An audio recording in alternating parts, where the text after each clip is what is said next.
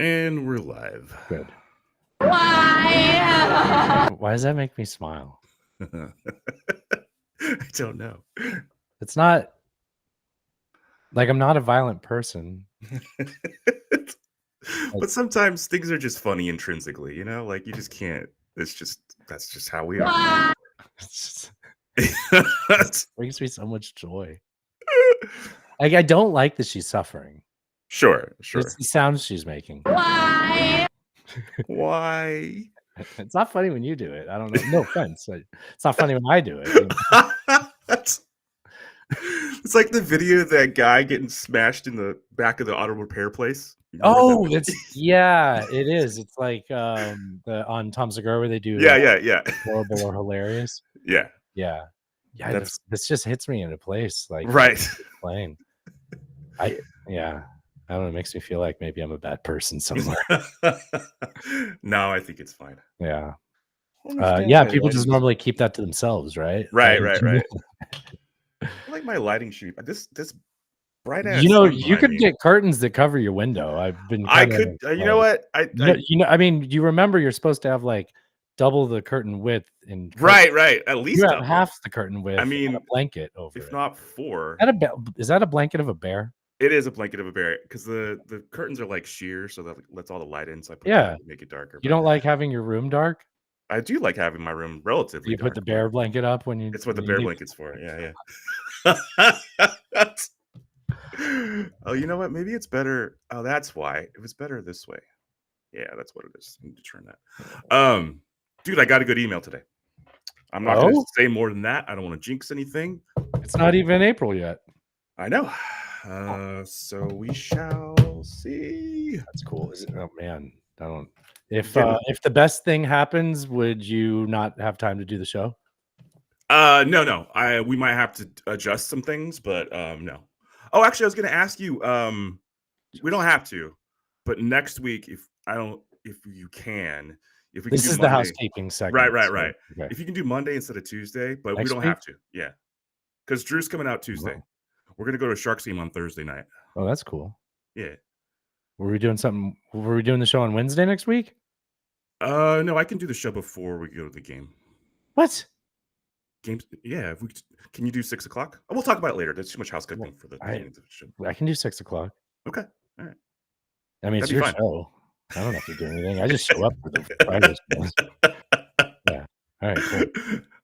Oh, does that be like 4 your time? Yeah. Okay, we can do that. All right. Yeah.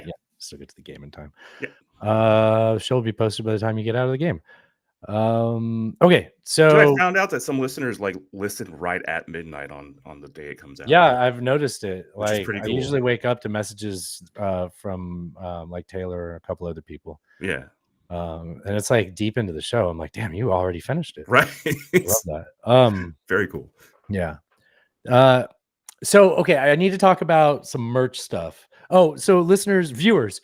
Yes, viewers. We want to just have like a little pre-roll. The way I picture this is like radio shows that me and Alan grew up loving on their local station. They would do like a half hour or an hour block before their actual show where they would just kind of shoot the shit with the other host, maybe play a few sounds that they're not going to actually play on the show. Like before the syndicated broadcast goes out, they would do their local. Yeah. So this is kind of like something we want to include on the Patreon. We're not going to have it be boring, just scheduling our next episode. But this is our first time working it out. Yeah. Something I wanted to ask you about was, so I've got the logo all mocked up and perfect for the Culture Warrior. Oh, cool. Yeah. Now I can do it on a shirt and I can have the shirt drop tomorrow. I can put it on a hat, but I don't think it'll be quite what we want. Okay. What I want is I want one of those hats that have the Velcro patch and then sell a Velcro patch of the Culture War veteran. I like that. Because then you could buy the patch by itself and put it on a backpack, gear bag. Think about a lot of our listeners have applications for that, you know. Yeah. And on a hat, it's a cool hat. But there is nowhere that sells both a blank version of that hat and a drop ship Velcro magnet. Velcro patch. Yeah. In fact, they don't even do a drop ship Velcro patch. I can't even do that part of this. So that leaves me with buying I mean, we can start off with like 10 hats. I could probably buy like 10 hats with the pat and then 10 patches. And if we sell out of those immediately, I can buy 10 more. But then we have to figure out some kind of an online payment processing. Oh. The only good thing that can come from this is I think that would turn my house into a even more of a store. A write-off, yeah. Yeah.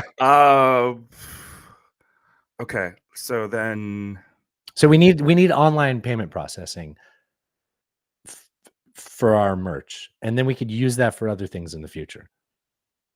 Is that an expense? This feels like something that like real businesses do, and I'm struggling to like envision us being in that position yet. yeah, let me Do you know somebody that might have some? well, so I mean, I we had a website for the first year or so of the Oh, show.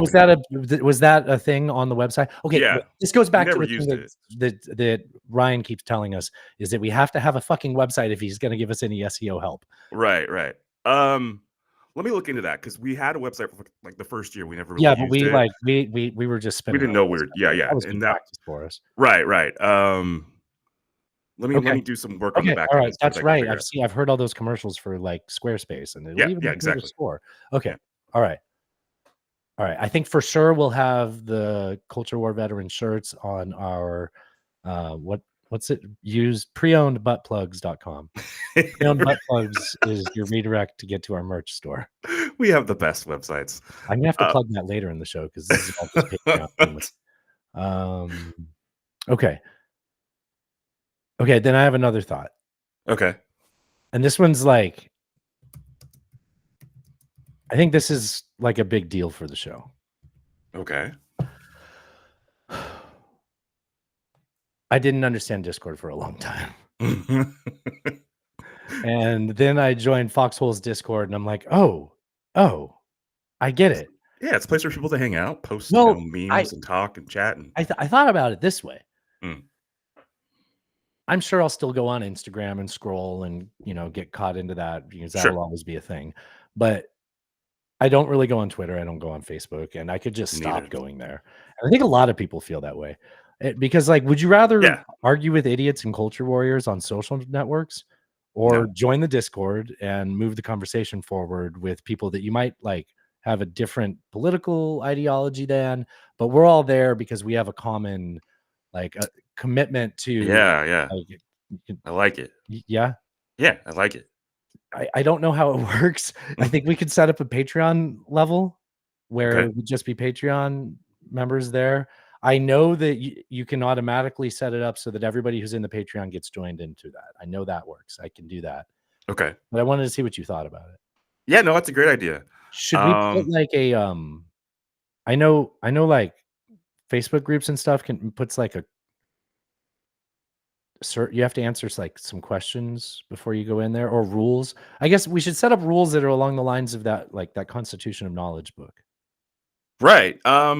Well, I think Thrash already put in Oh, like well, then that works. in a thing for our Discord where there is a rules sort of channel that we just have to populate and then the people Okay. could sign off on it. Yeah. I probably just while we're doing housekeeping, I did update the Twitch channel with our name and logo. So I got rid of my Twitch account and changed it Oh, to None Taken.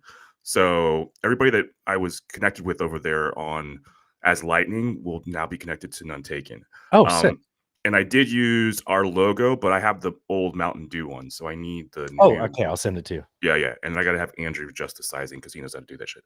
Okay. Yeah, All right. Remind me off air. yeah, for sure, for sure. Logo. Do you want to play a clip? Let's do it. This is not opening clip. This is Oh, pre-roll clip. okay, pre-roll, pre-roll. Do you remember on Don and Mike? I don't know if it was just whenever they would talk about fire. For one, they would play that the wildfire song. Oh, yes, I do remember that. Yeah. But do you remember this drop from Don and Mike? I am the god of hellfire, and Absolutely. I bring you fire, and I bring you fire. I take you to burn. Dude, this came on in my shuffle while we were driving to Natasha's show on Sunday, and I was just like, I've never heard this song. This is a real fucking song.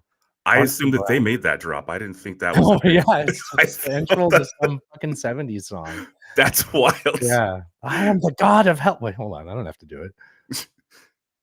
I am the god of hellfire, and I bring you fire. It's so rude. Like it's just like you're just skipping through the songs and it's just I am the god of hellfire. That's fantastic. Imagine You how know, many takes that took and that guy just wow. screaming like a psychopath. I wonder if he was even in the band. Maybe he was just like a random studio guy. They had to do it. Probably. Might as Probably. well be, yeah. Yeah, yeah. Um Wow, so I haven't heard maybe that in forever. right, right. Um well shit. I guess I should have a question to actually start the show. Oh, That's are we one. recording audio? Yeah, we've been recording audio. Okay. Okay. Well, Fire. god damn it. I've got a clip to start the show. Okay. Well, I'm not just gonna start the show that cold. Oh, hold on.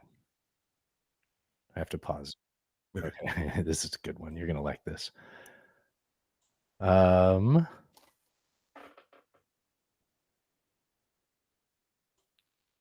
Don't look yet. Okay. I mean, Not looking. yeah. I am averting my gaze. What would I ask you to start a show? Let me scroll down here. I got a thing I can ask you. Oh, it's a little too soon to ask a Trump question. Oh, Jeff Gillooly. That was the name we were looking for last week. Oh, the Nancy Kerrigan thing. Right, Yeah, right. yeah, this- Yeah. Why? Yeah, it's after Jeff Gillooly hit her in the leg with a pipe. I mean, she said something long, black, and hard. That's what she said. We learned that last week.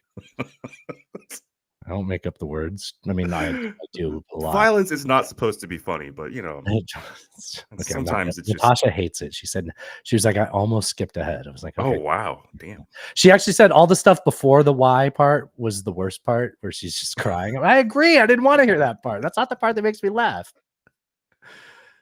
I don't think I'll ever ask you. You know, superheroes. Do you know why superheroes dress like acrobats? Why? Well, that's it. Actually, they dress like acrobats.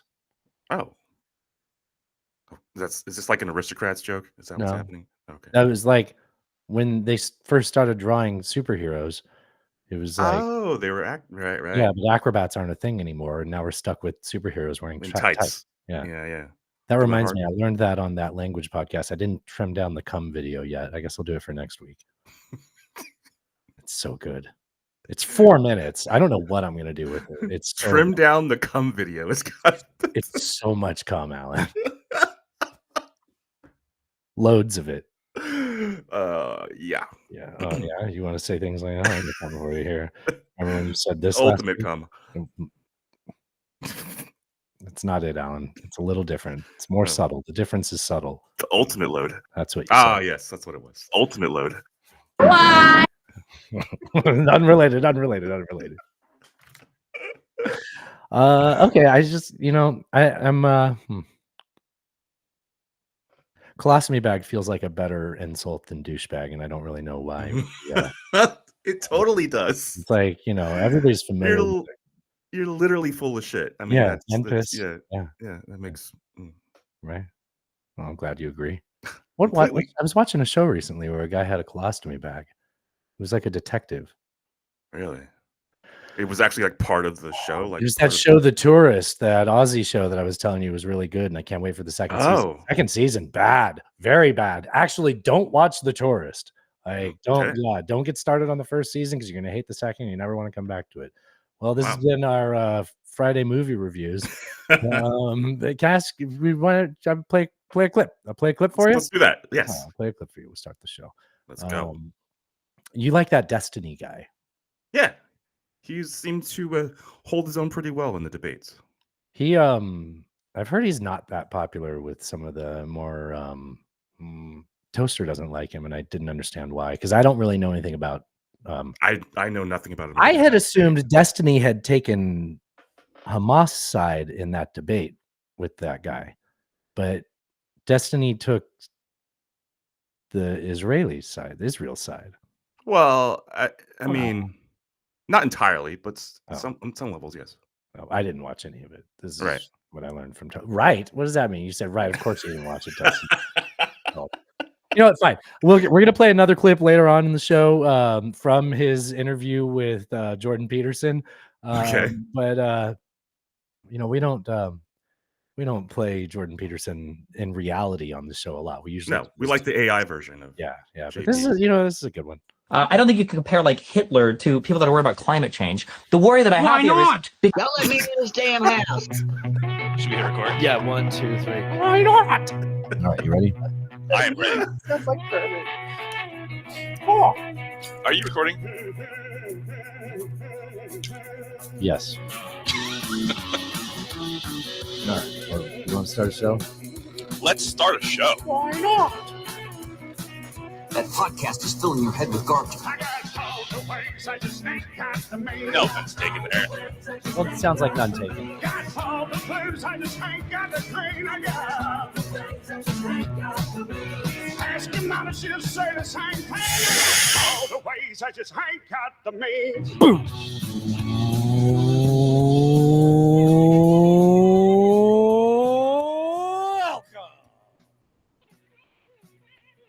It's episode number 351 of the internet's only debate and current events show, Not Taken, with your hosts Dustin and Alan, two political nomads from two different worlds. Shout out to Reverend Peyton's Big Damn Band for the use of their song Ways and Means for intro music. Thank you for joining us. The time of this recording, it is Tuesday, March 26th, 2024. It's a great day for America. We are two coastal elites coming to you from the shores of the mighty Cumberland in Madison, Tennessee, all the way to the Pacific waters of El Cerrito, California. Here to recap another week of current events and sharing way too much of our tragic personal life and taking a sledgehammer to the culture war echo chambers. Indeed. Please subscribe right now wherever you listen to this. How did you find it? I don't listen to podcasts without subscribing. Most apps you have to subscribe to listen to them. But, if you haven't, subscribe. Join our Patreon. That's a great thing to do to really help us out. We don't have an advertising budget. The best thing you can do if you can't do none of that is just tell your friends about us. And it helps people that haven't listened to the show find us better if you leave us a review. I've been trying to say that way. So wherever you listen to this, leave us a review. Yes, there is extra drama there because someone gave us a 1-star review. But that's has to do with language and warning right up front. This show contains language. It does indeed. And you could also get us on almost all the social media apps. Sorry, Troth Central, where he made quite a fortune off of. We will talk about later in the show. I don't know. I'm kind of running out of steam here. Alan, what can they do? So to find our Patreon, trumpgags.com. You can get the Patreon over there. We got the unedited video for every episode, and we're going to be doing some more exclusive content for the Patreon members. You can hit us up on our Discord pretty soon, too. We're working on that. Also, support the people that support us. slickandsdigital.com for all your SEO and marketing needs. If you want to get a cool shirt like this, or the up-and-coming Culture War veteran shirts, Yes. that you can get over at Fungible, nonetakens.com. No. Oh, the other one, right. Preownedbuttplugs.com. Fungible Nuntakens is confusing. People don't know how to spell it. Every word in preowned buttplugs.com. Don't go to usebuttplugs.com. No, that's different. That's different. Yeah. Preownedbuttplugs.com to get And our show. It's two T's. Yeah. I think that's a good point. Yeah. Double T. What is up, everybody? Welcome to the show. We're here. We made it to another Tuesday. So let's go. Let's have some fun. We got some clips. Let's go. What you been doing? Oh, yes. Personal life. So I actually had a pretty nice weekend. So Saturday. Yeah. So Saturday, I met up with Tim and Allison over at Cellar Maker in Berkeley. Had some excellent beers. And then we went to a place I'd never been to before called The Backyard. It's in Richmond. And it is exactly what it sounds like. They just lined up some shipping containers and almost like food trucks and made this outdoor space. Has cool lighting, and there's different vendors there for food and drinks and stuff like that. So that was fun. We met one of my neighbors here where I live in El Cerrito, a couple blocks from me. Allison knows them. They're kind of their friends and stuff. So they met us down there. So that was cool. I got to hang out with some neighbors I'd never met before. They were super chill. A lot of fun to hang out with. What a small world, man. I know. And You're hanging out with Tim, who I used to work with. Right, I Just know. for the show, and was like, I want to hang out with Alan. I live near here, and his girlfriend knows your neighbors. Right. Yes. And we have a friend in Vietnam and a friend. Right. In I know. Like, we're gonna have Cody and Julian on the show on Friday. It's crazy. It's a wild world, boys and girls. And Yeah. actually, his wife listens to a lot of podcasts, so we talked to her. She might be listening to this. Who knows? So that was cool. Then on Sunday, Tim wanted to go see Dune 2, and I was like, yeah, I want to see that too. I haven't seen it yet. So we met up over there in They should have Concord. called it Dunes. Dune Like Dose. the alien Dunes. Like Dunes. Alien, aliens. Dunes, I got it. I get Dunes. it. Yeah, Okay. yeah. Anyways, so we met up over there, watched that. We had IMAX theater. We had like perfect seats. Like, Yeah. Oh, you got center- IMAX? Yeah. 70 millimeter? You know, I don't know the It details. was the IMAX theater. Probably. It was IMAX. It was great. The sound was like amazing. 11 screens in the country that have that. I don't know if it was that special one, but the sound was amazing. Huge screen. Dude, I actually special. Nobody wants to listen to your review after you say that. It was a huge screen. The sound was great. I don't know if it was special. It was Dune 2. I don't know if it was one of the 11 theaters is what I meant. Alan, anyways, if they have one in Nashville, I think the one near you that's an IMAX. Probably.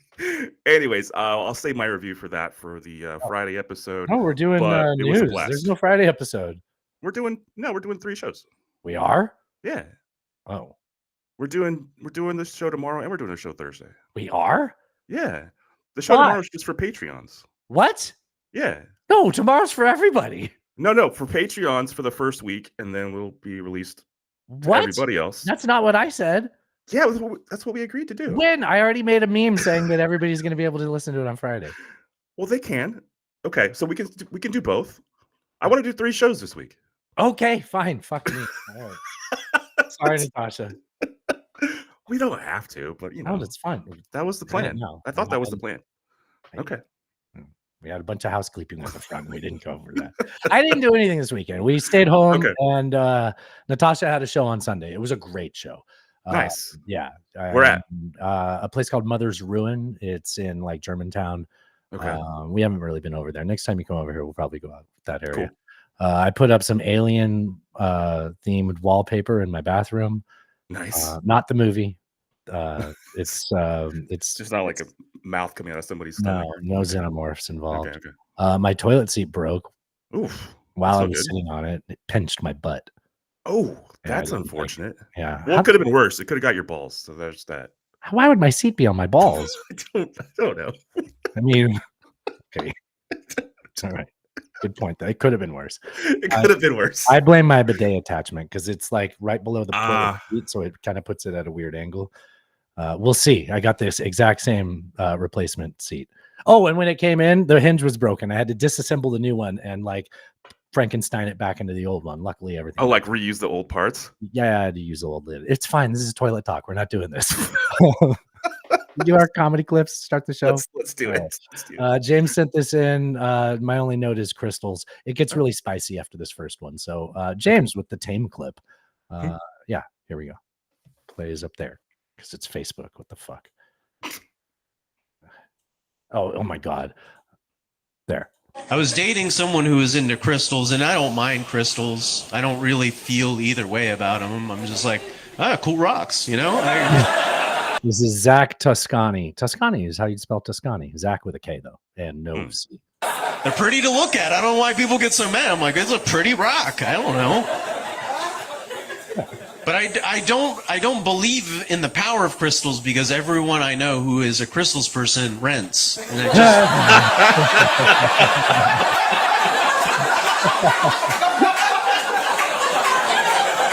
You know, like I'm not trying to be a classist, but it's like... Yeah, that's it's a fair criticism. It is a fair criticism, yeah.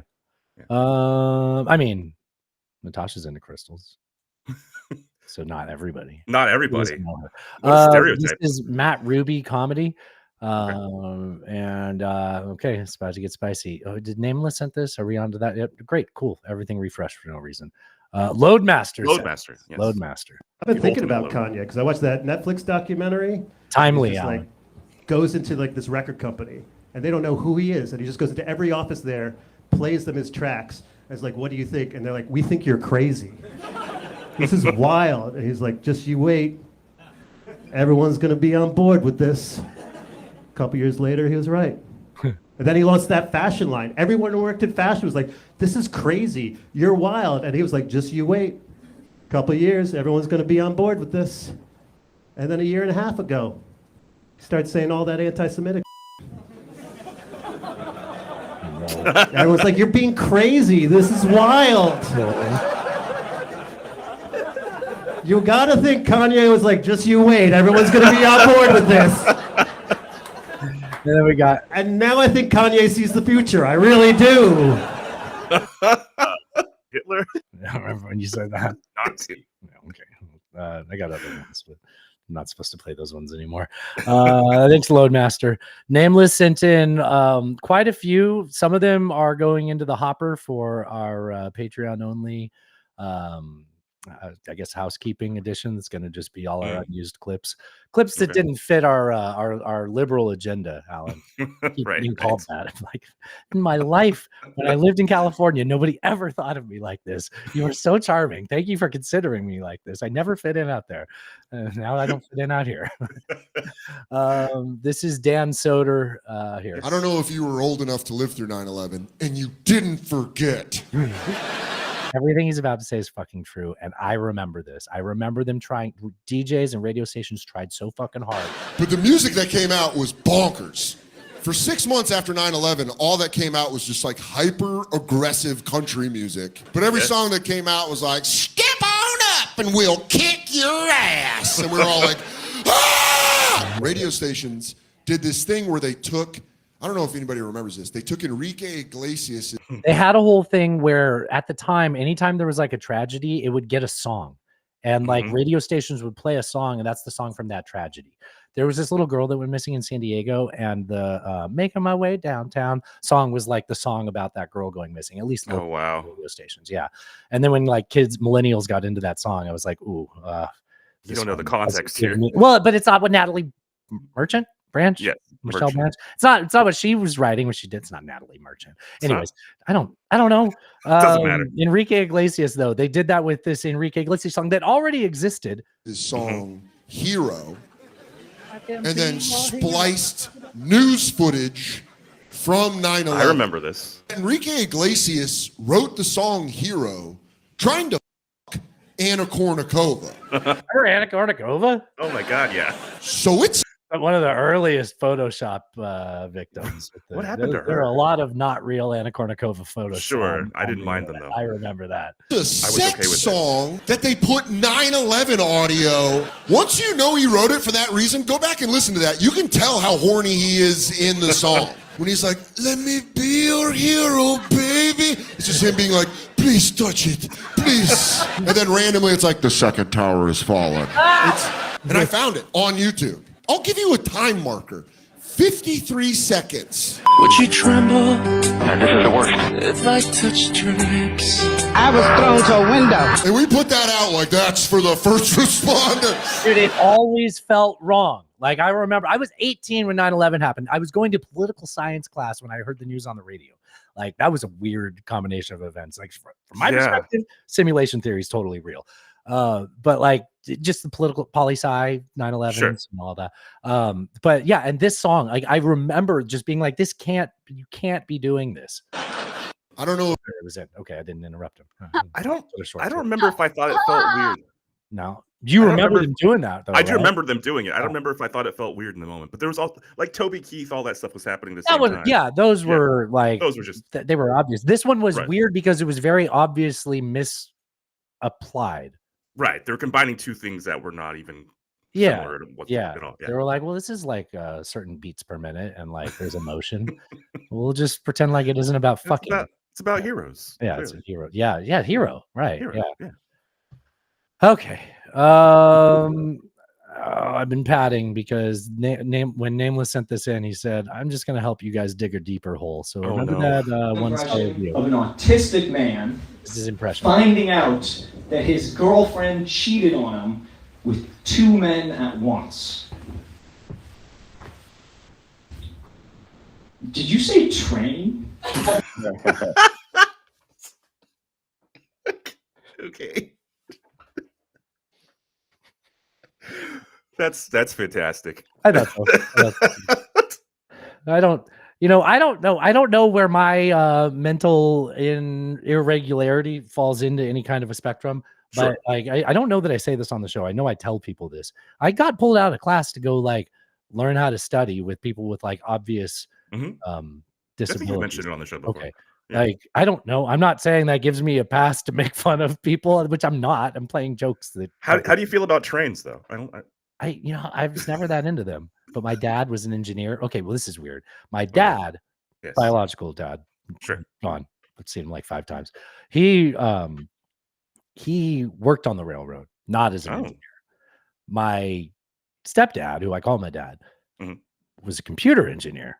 And I'm just now connecting again. This simulation's all fucked up. They're like, these words are similar. Nobody will catch on. He was into trains though. Really? Interesting. So I wonder if you get raised by an autist, what it does to you if you have another like adjacent. Yeah, it just occurred to me. I'm so glad so little of my family listens, and all of them are on my mom's side or my other stepdad's side. Oh wow, lousy with dads. Just got a million. All the dads. Just get out of here. Every time I turn around, there's another dad. All right. I'm gonna play a Hi, song. Mom. Hi, Mom. Yeah. Oh yeah. Did we play my mom as the intro lately? We'll just do it again. Yeah, let's do it. She's so sweet. This is Dustin's mom. All right. This is Sam Morrill clip. He said he'd come on the show. I saw an article the other day that said the movie Snow White. No, I got him confused with another guy. Oh, okay. Both of them were pretty famous, but it's not okay. Snow White got canceled, something like that. It is now problematic, and it's like, all right. Look, if a movie is 75 plus years old, let's just assume there's a few problems and go about our day. We don't need a think piece every time. But of course, I read the article and I said, look, the movie is problematic because he kisses her and she's sleeping. There's no consent. And I was like, all right, but it was a quick kiss and it saved her life. It's not like he's making out with her while jacking off and... If you pass out and you get kissed by a prince, it's not exactly the worst case scenario, you know? I'm not saying it's okay, but that's if you're unconscious, that is most likely not who's gonna kiss you.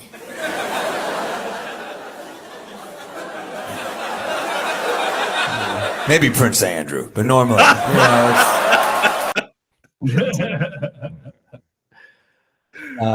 That was Seth Rogen. Thanks for laughing at that, Seth. That would have been weird if nobody was laughing. Yeah. Okay, and then I found this clip. This is I don't know how to say this guy's name. Ranan, Raanan, Ranan Hirschberg. Ranan Hirschberg.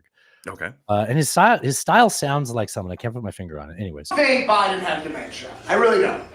I will say this. It's not great that it's up for debate. Like, if your campaign promise is that you don't have dementia, it's not exactly the greatest starting point, you know? The campaign slogans have really devolved over the years. It used to be Obama, it used to be like, hope. Now it's just, I'm not mentally handicapped. I don't... The bar sit rather low there. Rather low and approachable.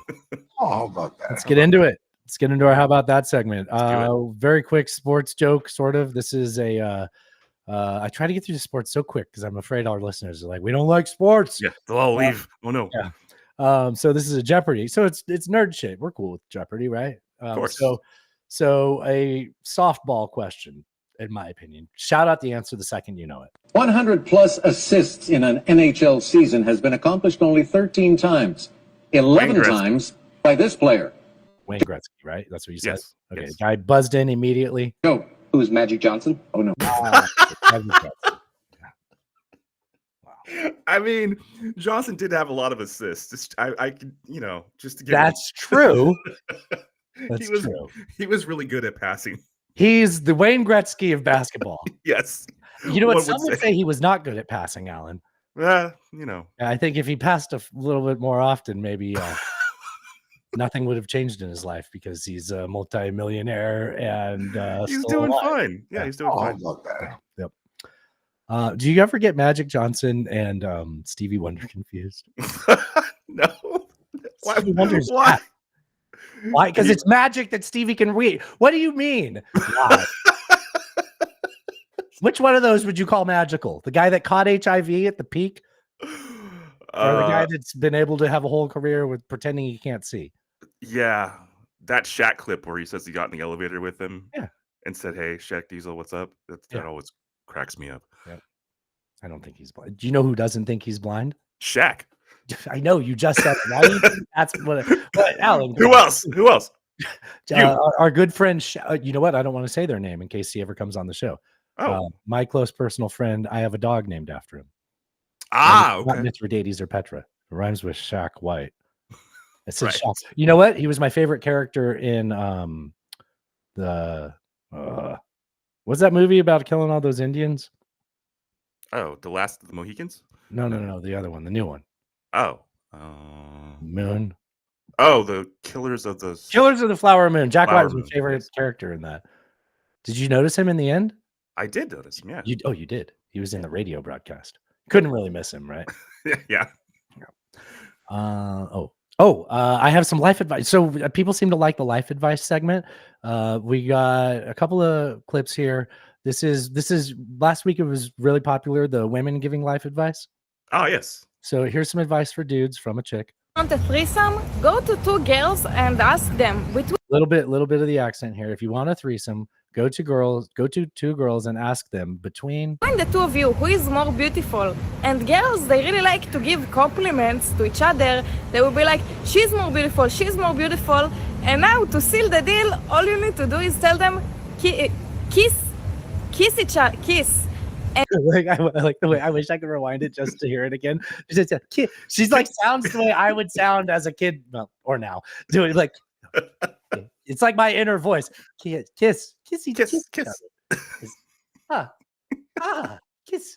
Like she look at her like, and it will become so passionate.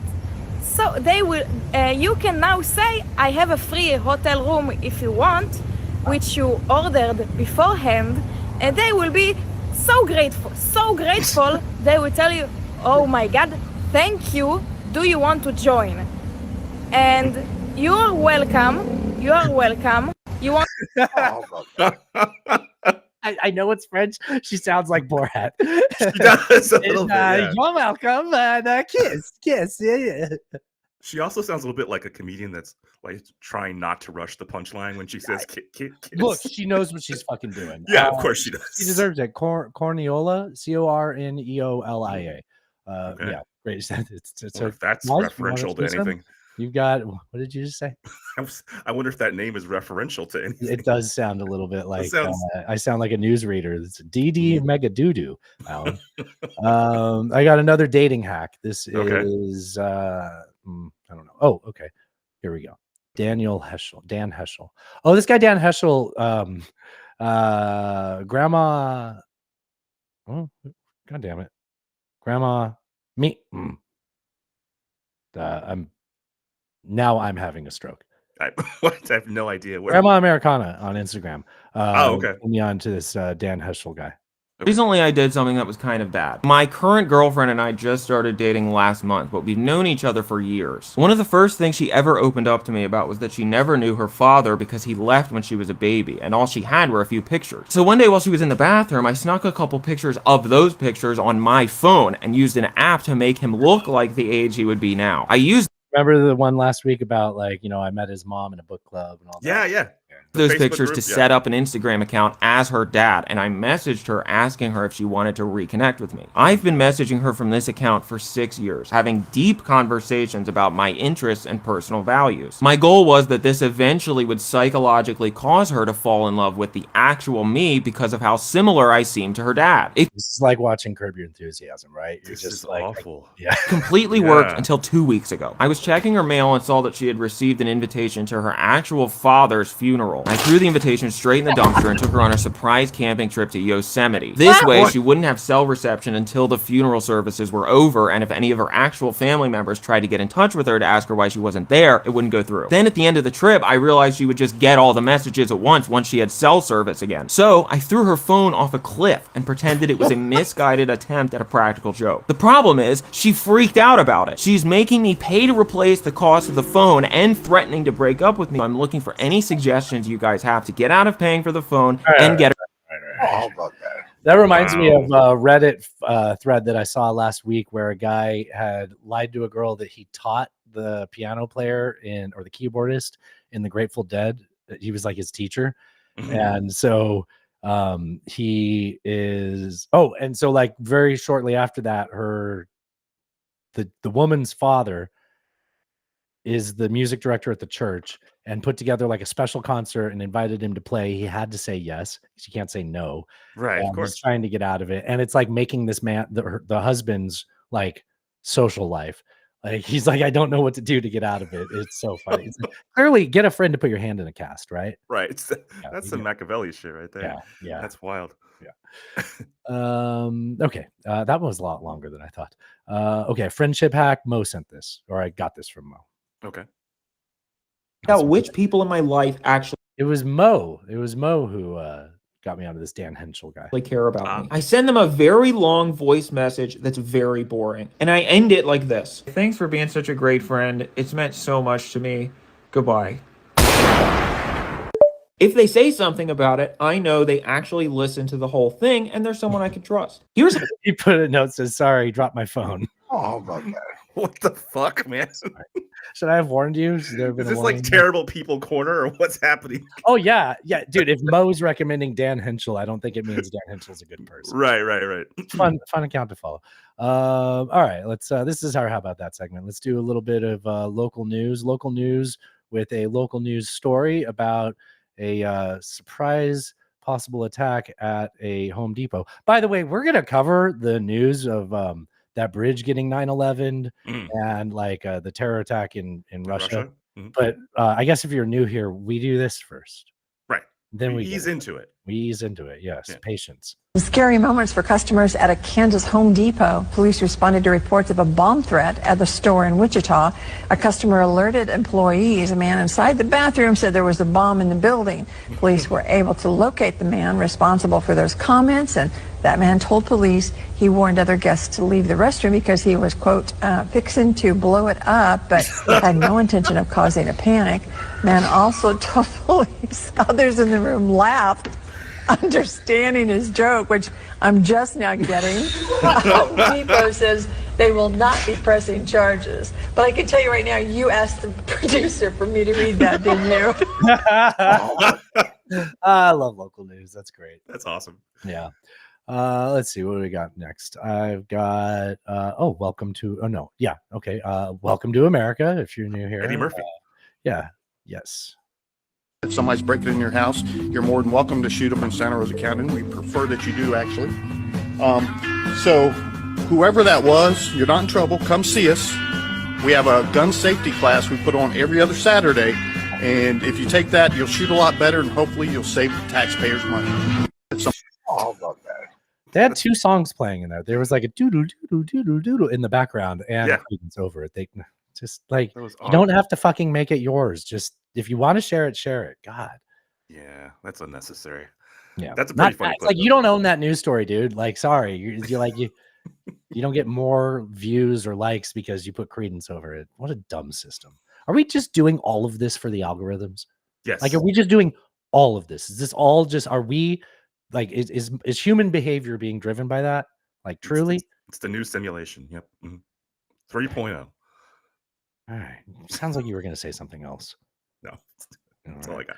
Well, I've been listening to Rogan a lot lately, and Have you? he's right back. Well, I say that. I listen to like once every 2 weeks or so. Okay. But he had Jonathan Haidt on. I think we both like Jonathan Haidt. Yeah, we do. And so, this is what Rogan What said. is the difference between boys and girls? Just asking the questions everybody else is afraid to ask. Wow, that's some hard. What is interview. the difference between I boys and missed. girls? Yeah. Right. What is the difference between boys and girls? Huh, That is a beautiful cock. You don't say that to girls. That's what I know. That's the difference. That and a pair of testicles. the dude. Okay. I have a rare Jordan Peterson W. Hell yeah. Let's Like go. I said, there's going to be more clips from that interview with him and Destiny. Here we go. They don't trust like a large government. They think there's too much, prone. He's being critical. Destiny's being critical of people on the right, how they don't trust large government, but they oftentimes are like Catholic or organized religion. Okay. Yeah. And I'm not joking. This is a rare Jordan Peterson W. To tyranny or something like that, but also be supportive of an institution like the Catholic Church, which is literally, one guy who has a direct line to but they God. can't tax. And they don't have a military. That and is they can't conscript you. True. Right? Yeah. And they can't throw you in jail. They don't trust like a large government. I'll give him that one. That was a W for sure. Yeah. Yeah. I like that. You're like, fine, I'll say it. Move on. Let's play before we get into our Isn't That Something segment, where yes, we'll talk about Russia. We will this will kind of transition us into it. Like you said, you got to ease into it. Patience, right? Yes. This is Millennial Dread. I mostly agree with this. I think I have some thoughts. We'll see. Why it sucks being a millennial right now. Because we are stuck in the middle of a complete societal shift. Our childhood, the world we live in as a child, was completely different from the world that we live in now. The boomers still live in the old society. The Gen Zs are accustomed and used to this new society. We're just in the middle, like, both of you sound crazy, but also I'm not happy. So I don't know which one to trust. The system that we were sold as kids as to how to... I want to pause it right there. What's hilarious about that? What's hilarious about boomers being this fucking problem is they are literally the generation that the teenager was created. Like, that word did not exist. We didn't call people that were below 20 and above 10 teenagers because we were just like, they're kids. Right. Or kids, you would say adolescent maybe, right? But Sure. like, it wasn't a demo until the boomer generation. And they were like, we should sell shit to these kids. They can make their parents buy it. So that generation, which was that cynical thing I just described, that was marketed to and grew up off of that bullshit, right? Those are the ones now that are the fucking problems. And we're like, God, like, what do we do with these algos telling us how to behave and what to do? Like, it's still the same thing, right? It's just a different form of it. Yeah, I mean, I agree with the premise that we are a very transitional generation, I guess, between, the internet happening, all that, just the technology, your iPhones, your Like, we smartphones. grew up with being computer literate and teaching our parents. Right, but we grew up, we remember a time when that wasn't there, and then when it was. Which is why I have to have Cody teach me how to use Kitback or Discord. Right. I bet Cody loves it when I reference his old outfit every time I fucking talk about Foxhole. God.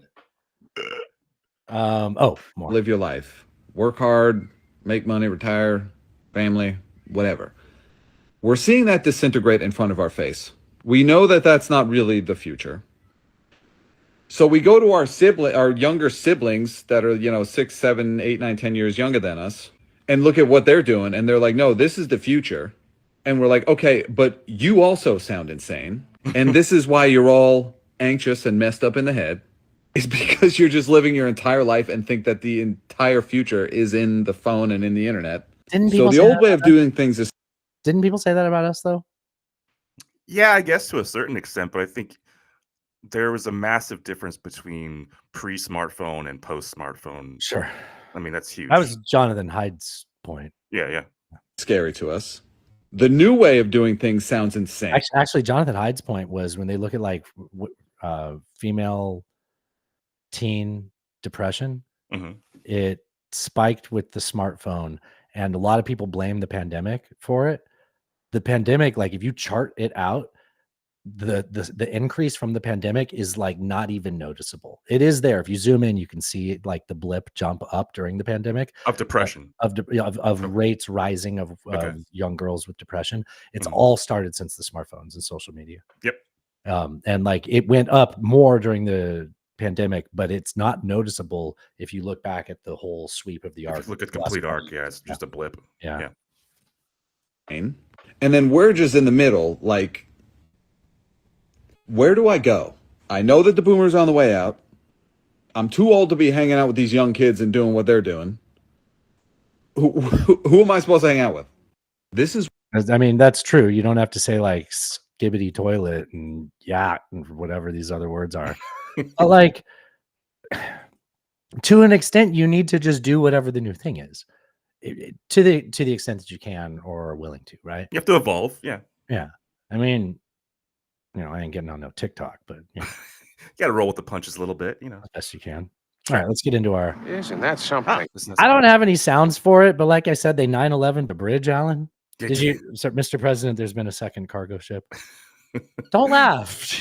It's amazing. It's amazing that they radioed the bridge, got them to shut traffic down. The fact there was like 6 people that they couldn't find. I actually haven't seen any updates since midday today, so I don't know. I haven't either. But there was apparently some construction workers and maybe a couple of people in cars. I mean, it's not anything to celebrate, but it's not at all amazing that it wasn't as bad. When it could have been way worse. I take it your morning started the same way mine did, right? Yeah.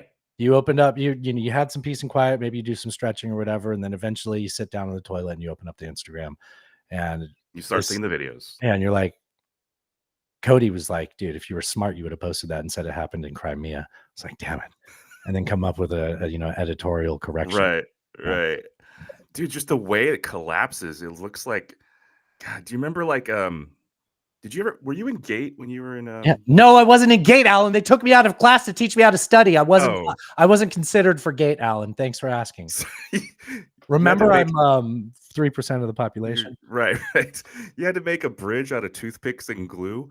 And just watching that bridge, just the way it just folded, I was like, what the fuck, man? What was amazing about it is the scale of the catastrophe. Everything in that scale is gigantic. This is a huge shipping container. If it was like a boat, the bridge would look huge. Right. Or if it was a smaller bridge, the boat would look huge. But everything is very large to scale. Yeah. And you're just watching a 1.5 mile bridge collapse.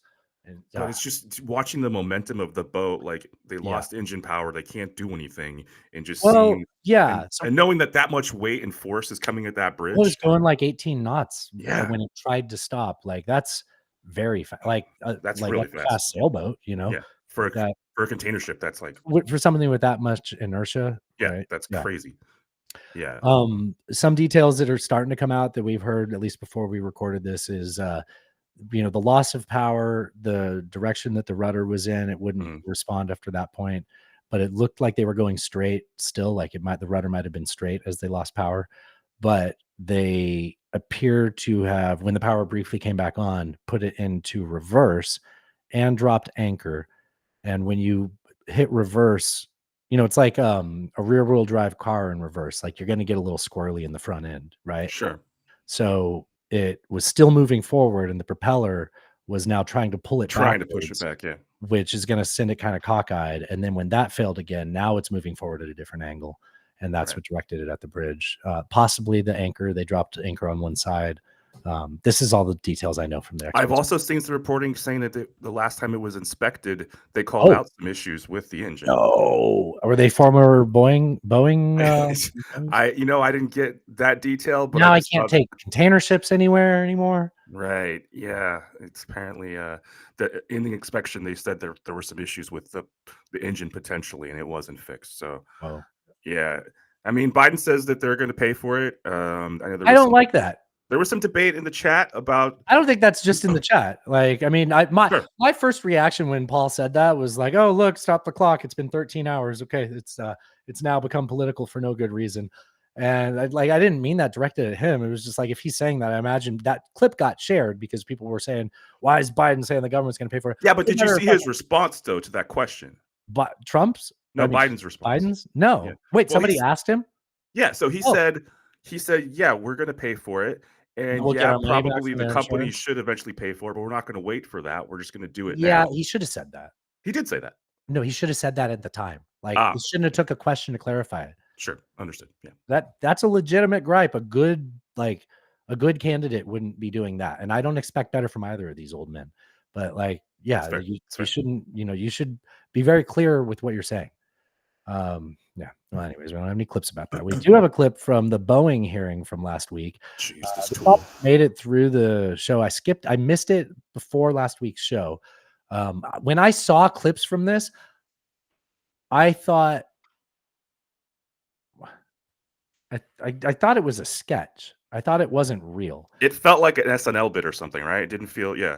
Well, and when you watch it, the guy that asks her the question knows he's being a cunt. And he's sort absolutely. of like, if you look, he's smiling. So he's going to ask. So this woman here's how the clip starts. So he's in the fucking room while this female pilot gives her testifying. Yeah. Good afternoon, and thank you for the opportunity to testify on behalf of the Airline Pilots Association International, the largest pilot union in the world with more than 2,400 pilots in Minnesota. My name is Laura Hayner, and I'm a Minnesota resident and a Minneapolis-based pilot for Delta Airlines. Okay, so the guy that's on camera right now who's about to ask her this question heard all of that. Yep. And then Now watch when he starts smiling. Hayner, is that correct? Yes. Okay, he's smiling already. So he hasn't even asked the question, and he knows what he's going to ask. And he's like, look, I'm a hack. I can see tells. I know it. Like, if you guys are watching the video, you see me when I know I got a zinger up. And I'm just, I suck at poker. Same reason, right? This asshole's just like, yeah, it's leaking. It's leaking. Can you tell me what a typical work week looks like for you as a stewardess? How does see, he's already smiling. First of all, just why would he ask her that in the context of these hearings? Because he's a tool. No. Oh. If she was a stewardess, why would he ask her that? Where's that going to? Why is your hearing about airline safety why is it relevant at all? A line of question of what's your life like as a stewardess? Yeah. So he was doing that. It was all fair. Like I feel like this is the type of thing people deserve to be censured from or kicked out of committees for. Like, you don't make a mockery out. Look, like, I love coming on here and making fun of how silly these people are, but it's a fucking serious job. Like, when you aren't a serious person, like these three toes and the Bobarts giving handies, like, you deserve to lose your positions of power or ability to be like, this isn't the whole Senate or whatever. This is Minnesota state senator. Like, I hope something locally, he's affected by this. You haven't paused in the perfect spot where you Yeah. can see the smirk on his face. Yep. Somebody should just make a meme out of that and post it all over the place until the guy gets recalled. He starts looking at his coworkers like, hey, I know you guys asked. You're like, somebody should ask that. I did it. I fucking did it. I heard you guys talking about that at the break. I did it. Can you believe I did it?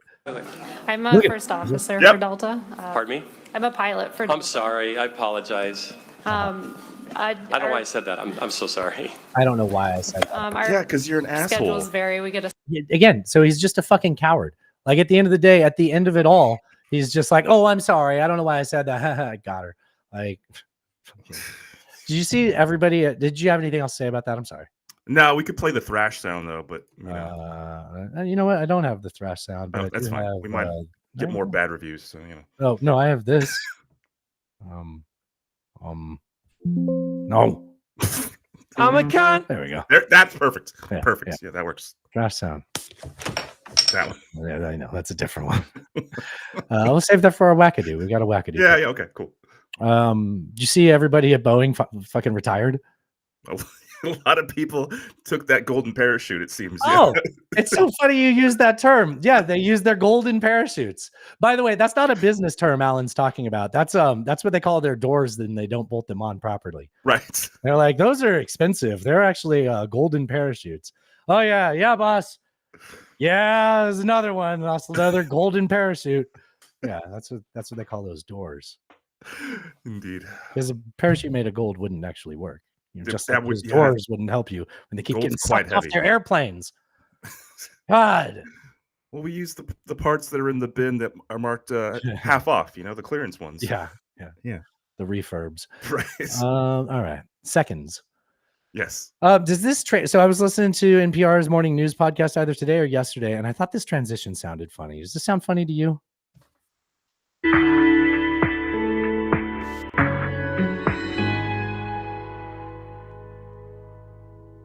Abortion is back at the Supreme Court today. That's a little bit abrupt. Yes, I would say that. Fucking ponderous, man. Abortion is back at the Supreme Court today.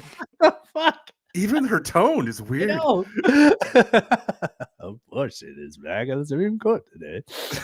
All right. Hey, there's a news story that look, I'm grateful that I don't pay attention to putting on the Friday show, but we totally missed the Apple story. I mean, it dropped the day of the show, and that's normally stuff that I'll throw into like other news that will come across my your feed. I was gonna say face. Imagine if I said that. Imagine. Never stop hearing about that.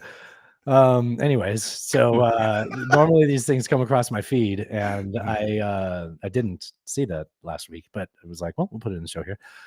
So Apple has an antitrust case that the fucking honestly, dude, Merrick Garland's been pretty feckless. I mean, he dragged his feet prosecuting Trump, and now I'm glad he didn't Bill Burr the Robert Hur report, but like he just let that hang the way it was. Right. I feel like he's so reserved and so just like he's not the flashy guy. He doesn't really there's to that, enjoy and then the there's not, and then spotlight. there's being impotent. Sure. Yeah, I don't know. He's just, I agree with your general take though. He doesn't seem to be very effective. I mean, he's not the worst, but yeah, it could be way worse. Yeah. You could be Bill Barr. Indeed. And then as soon as you're not in power, talk about how bad the guy was. Right. Man. Okay. So the DOJ launched an antitrust suit against Apple. We allege that Apple has consolidated its monopoly power, not by making its own products better, but by making other products worse.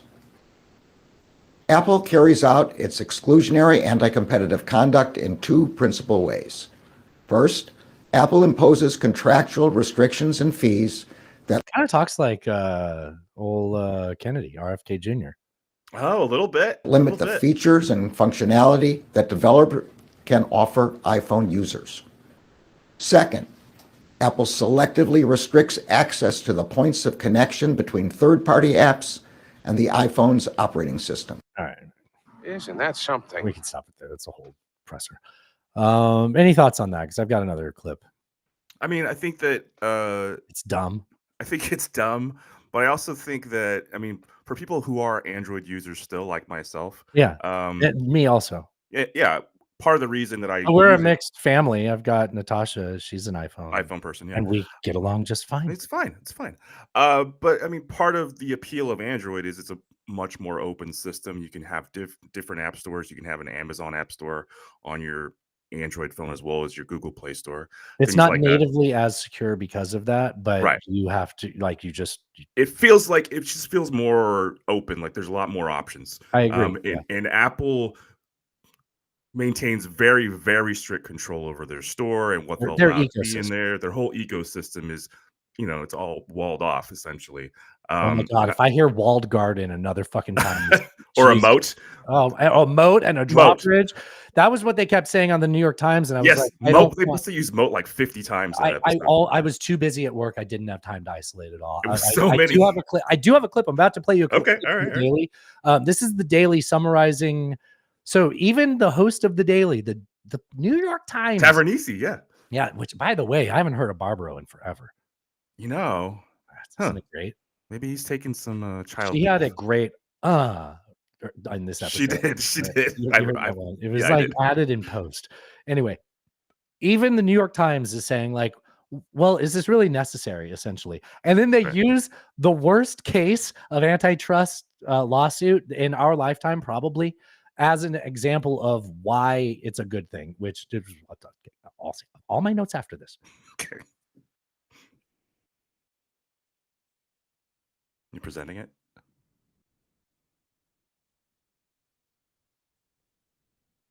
You're not presenting it. God damn it! Sorry. Sorry. It's taking one of the single most valuable companies in the world and is trying to fundamentally change the way that company operates. I mean, that strikes me as kind of a potentially risky thing to do, right? It could be very damaging to this valuable American company and as a result to the US economy. Well, the government says that it's worth it, that enforcing the competition laws in this country is good for the economy. And they've really leaned on the Justice Department's long litigation with Microsoft at the turn of this century. Basically, they've been arguing that Microsoft was forced to allow things like Apple's own iTunes product onto Windows. And as a result, it opened the door for Apple to build this whole ecosystem that resulted in the iPhone. That's one way to put it. The other way to put it is Microsoft was hampered down with 10 years plus of legal battles with the government over a monopoly because at the time, 80% of web browsers were natively installed to the Microsoft web browser, Microsoft Internet Explorer. Internet Explorer, yeah. Yeah, 80% of home PCs had that. So that was a monopoly. And it took them 10 years of fighting it, and they sort of like hedged a little. I think they basically, by that point, other browsers were competing anyways, so Microsoft just moved on from it. But it tied them up. It tied up resources because the government, here's one side of it. One side I'm complaining that I'm using Microsoft as an example where it tied up Microsoft with billions of dollars, millions of dollars in legal fees over that time, probably billion at least. At hundreds of millions, let's split the baby in legal fees during that time period, and it took their eye off the ball. And when smartphones and all of this shit came out, it was Apple that did it. Apple, who wasn't being sued by the government for the last 10 years. So their example of the company that makes the breakthrough and the company that the government was going after. You're talking about the company that can't make a good product anymore, right? Like, what is anybody using a Surface tablet? Like, no matter how much they make the NFL sponsor that, or Zune, and Microsoft would still be floundering if they didn't invest smartly in OpenAI. Like, they're just coming back from that. I don't think they were really in trouble, but you get what I mean. Like, they didn't dominate the smartphone sector because their eye was off the ball for the 10 years they were fighting the government, right? I mean, you could argue that. I think you could also argue that you're causing the government via tax dollars, the other half of the lawyers, right? Because if I say Microsoft's spending that much money on lawyers, the government has very expensive lawyers, right? Or we're paying the bill for a large fleet of lawyers that are on government staff. And that's all happening in the means of what? Like, at the end of the day, what did that really save us? Nothing. It was, there was a transitional time. Okay, what? You should talk. No. So at the time when this was happening, as you kind of already stated, when you got your PC home and you launched it, it came with Internet Explorer already on it, and it had you walk through the steps to, personalize it to you as soon as you booted your computer. And so a lot of people just stuck with Internet Explorer, and it seems very bizarre now because browsers we were always a Netscape house. Browsers are like not a big deal anymore. And if you tried to type in a search for one of the other ones, it'd be like, "Are you sure you want to do that?" Yep. Yeah. And that was a thing, right? And it would default you to Internet Explorer if you tried to do any sort of searching. Yeah. So I mean, I've been using Chrome forever and ever just because I'm used to the Google ecosystem and I like it that way. But honestly, if I went to use Opera or fucking Edge or whatever the fuck Microsoft's is called right now, I'm sure it would be just fine. Nobody cares anymore. It's not a big deal. Right. But back then it felt like a big deal. And Microsoft still was a multi-billion-dollar company. You can say that maybe that took away some of their resources because they were fighting this litigation, and you could say that perhaps there was some taxpayer money wasted on it, I guess. But okay, if the argument is that there wasn't innovation in this marketplace because Microsoft was doing all that, like I don't think that the real innovation came because Apple was doing this over there. I think we wouldn't have Mozilla, and we wouldn't have Opera, and we wouldn't have Chrome, and we wouldn't have whatever the fuck the Apple one's called, Safari. Yeah. So clearly they didn't, block out all competition. There were other people trying to do the same thing. I mean, Google was sued for the same shit for putting Google as the default browser on Android. Androids, yeah. Yeah, same thing. Who the fuck cares? I don't. Yeah. 'Cause you could always change it, like, especially on an Apple. On an Android, you Sure. can change it. I guess on an Apple you can't. But just okay, like, let's look at numbers, right? So I said earlier, the Microsoft case that they use as like the gold standard for this Right. was 80% of web browsers at the time were using IE, yeah. Microsoft Internet Explorer. Mhm. Right now, so using that comparative to Apple on the cell phone marketplace, Apple has 60% of the US cell phone market. Mhm. In order to get a number that they could make comparable to the grievance that they had with Microsoft, they have to change the definition of smartphone so they can get a number about 70%. And what they do by that is saying ultra premium fancy smartphones. In that market, Apple's at 70%. So that means like iPhones versus Galaxies. You Right. drop out like all the LGs and, Well, and Apple's argument is that, look, we're not just a domestic company, we're an international company. If you look Yeah. at the percentage of phones that are Apple worldwide, we're less than 50%. Yeah. It's like 30 because you got Right. Huawei, you got Samsung, you got all Right. those other manufacturers, Yeah. especially in places like India and China, where iPhones are actually relatively rare. Yeah. Yeah. And so if we're using that number where Apple's at 60% in the US, and that's a monopoly. Yeah. Desktop computer market is 55% Microsoft. Mhm. So we just go back to Microsoft and we're going to use these low thresholds again. Like this all comes down to trade-offs to me. And I actually do hate that they think that they're doing something better for consumers in Lena Khan's opinion. Because what's his name? Merrick Garland goes out there and gives that speech, but it's Lena Khan's FTC. Yeah, you're right. FTC? FTC. Yeah. So, did you listen to that Underworld show yet? Not yet. I heard his Okay. first scam where he got ripped off in New Orleans. I was like, this is like that when that goddamn street hooker took all my money. It actually gets much better after that. Oh, good. Anyways, I'm excited. Oh, for I you like to, that part. I just didn't have time. It was good. It was a good story, but I think the stuff that comes after that are very interesting. I'm very curious to hear what your take would be because he gets into a lot of this type of stuff. Really? Especially even Lena Khan. Yes. He talks about Lena Khan? Yes, he does. So is he a conservative? No, he's a Khan fan. Is he so he's not a contrarian? I guess not. Does he like consumer protection? He's been with the EFF forever. The electronic. I'm going to keep going. I know. EFF. What's the EFF? Electronic Frontier Foundation. Oh, is that her thing? Well, no, it's that foundation is like their whole mission is to keep the internet free. An open place. So they're real big in. Can we go back to my con puns? Yeah, sure. Constipation. Yes. Gonorrhea. Yes. All right.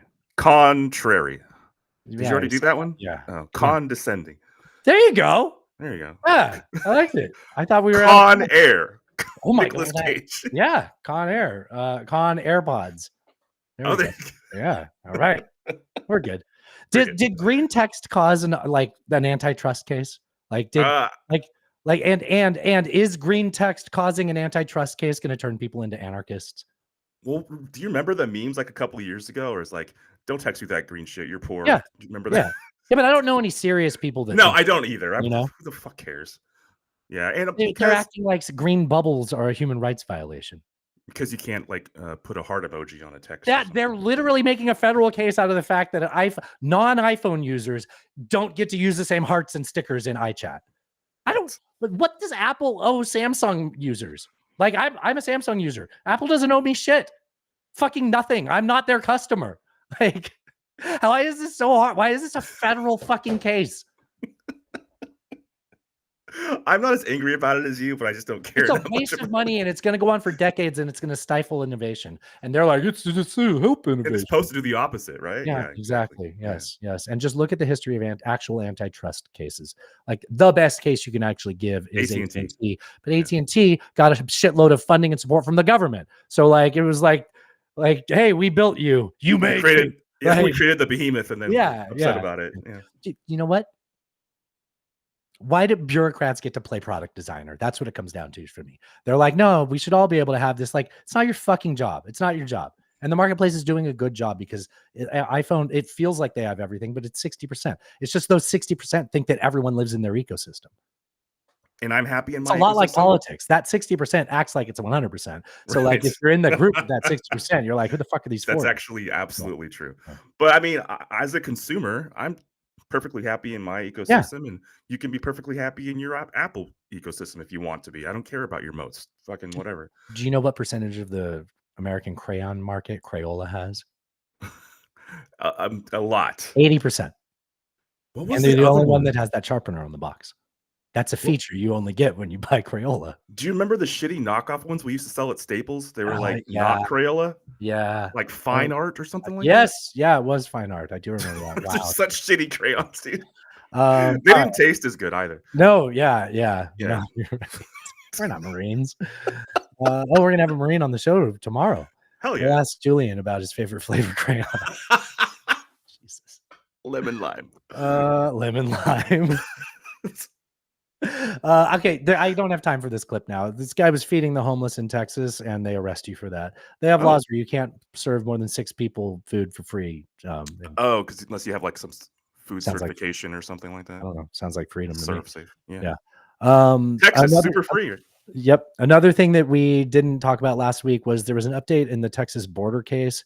The Supreme Court basically upheld the lower court, and then the lower court put an immediate stay on it, and it still hasn't really been resolved. So maybe we'll save a clip and comment on that once that's happened. But basically, Texas has a law where state police can go around arresting people off the suspicion that they're migrants. So like, you look Mexican, you look Colombian, whatever.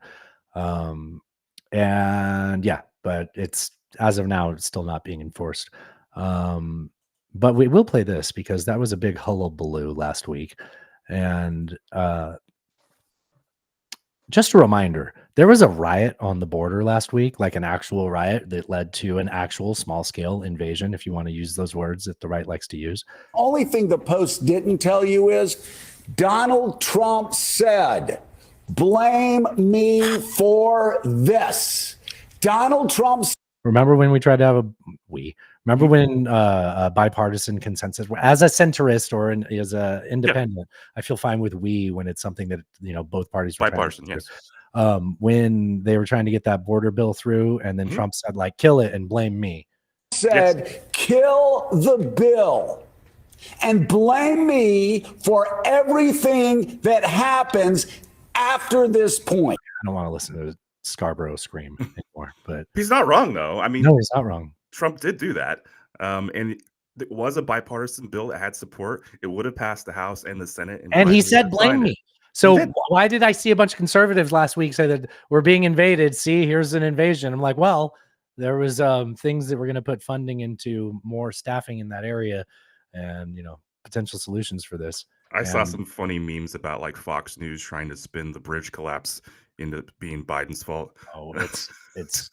I mean, people were saying that company that it was ran by has a DEI program. So of course, that's the problem, right? I went for diversity, which is a way of saying if they didn't have black employees, right? Like that is what. I mean, I have no problem saying, oh, look, you had poorly trained employees because you overemphasized something like this, but prove that. Like, I wouldn't assume that, right?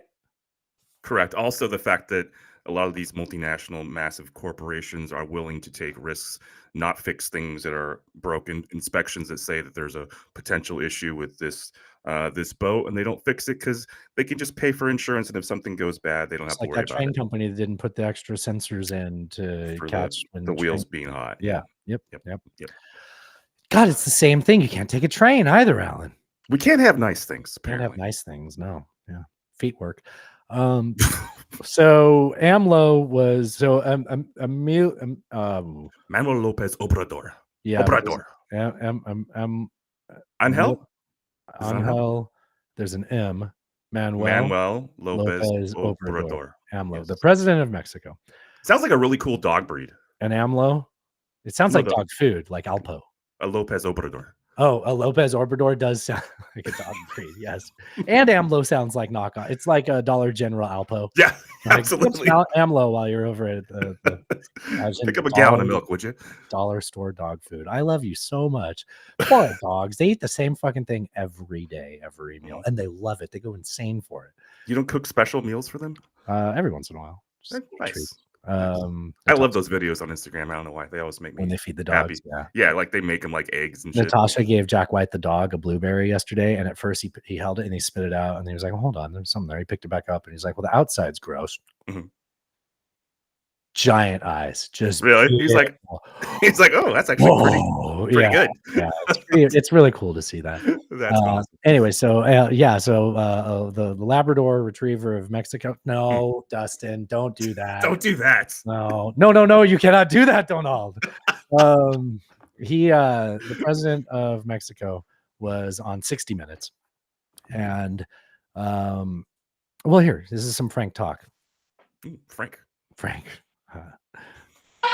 With the ear of the White House, President Lopez Obrador proposed his fix, that the United States commit $20 billion a year to poor countries in Latin America and the Caribbean, lift sanctions on Venezuela, end the Cuban embargo, and legalize millions of law-abiding Mexicans living in the U.S.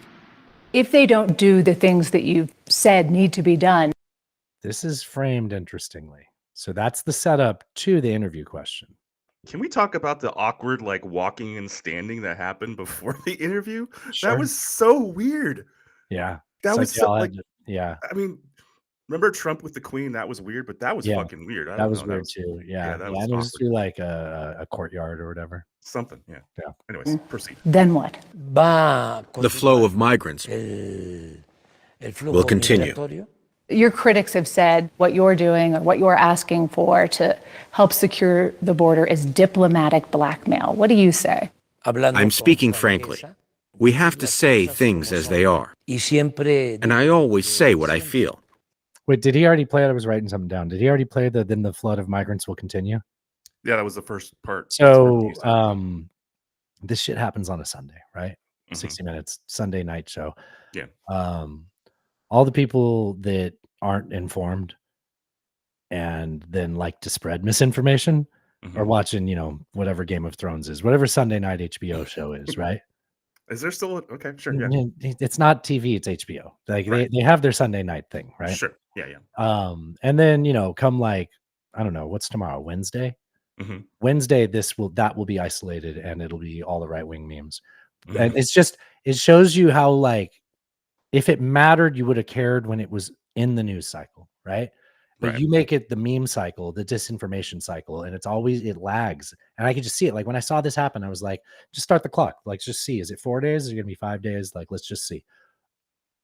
I promise you, tomorrow you're gonna see this everywhere. I believe you. I mean, What do you think he meant by that? Because that was Frank talk, right? Well, I think what he's talking about is the fact that most of these migrants that are coming over the Mexico-U.S. border are not Mexicans. They're from Central America. They're from. We other have parts. negative net migration with Mexico, and we haven't had positive migration since 2012. Correct. So they're coming from places like Senegal, Russia, even.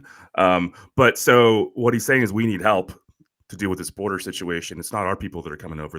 We're just the pathway through. And he's right to say that, like, you don't just get to send people back to Mexico. Well, Right. I don't know. At the same time, like, you should do a better job of not letting them get into your country. Like, that's a fair thing to criticize them for. It is fair, and I think what he's asking for is funding to do that. So Well, I think it should start with them being effective on their southern border. that's fair. And then we'll give $20 billion. How about that? Isn't that something? That seems good. I think there's a little bit left of this, and then I don't think I have a clip for another thing that I just want to talk about. I always say what I think. If they don't do those things, will you continue to help to secure the border? Yes, because our relationship is very important. It is fundamental. That's the end of it. I forgot we were still in Isn't That Something? Oh yeah, sorry. Isn't We that haven't even got to something? Russia yet. I know. So Frank talk kind of sounds like blackmail. How do we like it? Does that remind you of anybody? It's a little bit, yeah. Yeah, sort of sounds like, hey, you had a president that talked this way to us for the last 4 years. Like, here's how we feel. Like, do this, or we won't help. Of course, we care, but I mean, that's literally the Trump playbook, and Yeah. I would expect nothing less than it from a socialist populist like AMLO. We're going to build It's the wall, fair to and you're call going him to pay that, don't for you it. think? He has You know what? socialist tendencies, and he's definitely a populist. Yeah, I think that's fair. I mean, I don't follow his exact political every move, but yeah, I think that's probably a fair assessment. Sure. So he also said in another clip that Mexico doesn't have a drug problem because they have traditions and customs, and they didn't have the destruction of the family unit like the U.S. All of those were like word for word. That sounds like something Putin would say. It does. It does. Yeah. Also, no, sir. The reason you don't have a drug problem is because the market's determined a price that your population can't afford for a pound of weed or a kilo of cocaine. So they sell it in America where they can actually sell it for the price that they make money for it. They don't sell it for nothing for what your poor population can afford. And I'm not being a dick. Like, you look at the statistics. It's about 50% of the population lives in poverty in Mexico. It's getting better. We need it to get better. I'd like to see it get better. But if you're going to say that we don't have a drug problem because we don't have the consumption, it's like, no, people aren't fucking selling it there because they don't make any money when they sell it there. It's a pass-through point. We don't have a drug problem because we're all Catholic. Yeah, exactly. That's what, well, not exactly. You know what? I said what I just said right now, and I was like, I better check if that's true. And then I found a list of things in an article by The Lancet that said that fewer Mexicans have time for the financial freedom or the sort of recreational use that fuels much of the drug trade in Western Europe and the US because roughly half the population lives in poverty. So fuck yourself. I was right. My hunch was right. Also, they put treatment as a method for drug addiction. They put treatment for a method for people that are drug addicts into their constitution in 1917. So it's been a part of their society to treat it rather than just throw people in prison like the fucking drug war, which clearly hasn't worked. I did not know that part. Also, Alan, the same number of people are still drug addicts. Just a different drug. Yes, because people don't do their drug of choice. They do the drug of convenience, whatever's affordable to them. And it's alcohol. It is. Sure. Like, I'm not saying that Mexicans are alcoholics. Jesus Christ, James. I'm not saying that. I am saying, though, that as a population, you have the same problem. It's just not that drug. It's whatever they can afford or whatever is more available, right? I mean, every society has people who are going to fall in that category, and they are going to consume whatever's readily available. Sure. I feel like I can say that, though, because Natasha, earmuffs, Alan, Tio Oscar and Tio Umberto at the fucking park in Pasadena were a fucking thing in a previous life. Like I am intimately familiar with, the brown paper bag and the or finishing off my good bottle of scotch. Problem, but Johnny Walker obviously Blue. What do you call it? No, it wasn't even that special. It was just special to me because I got it on a vacation. I'd like to have a shot of it every once in a while. I was like, yes, you can have one. And then every time I turned around, he was having another shot. And I was just like, fuck you, God. Then he spilled coffee in my work truck. I was like, why'd you bring a coffee without a lid on it into a truck? I screamed at him so much for that. And I was like, I probably shouldn't be screaming at your uncle. No, we're not married anymore. So okay, you can stop fast forwarding. Oh God, I love when we get those flashbacks. Those are always good times. Yeah, and he was a good guy, but yeah, I think I met probably one of them. Yeah, probably one of them. Probably both. Stop talking about that. It's fine when it's like I don't like you. I forget that you were there. It was more real when I know that there was a second person that I still know that was there. Right.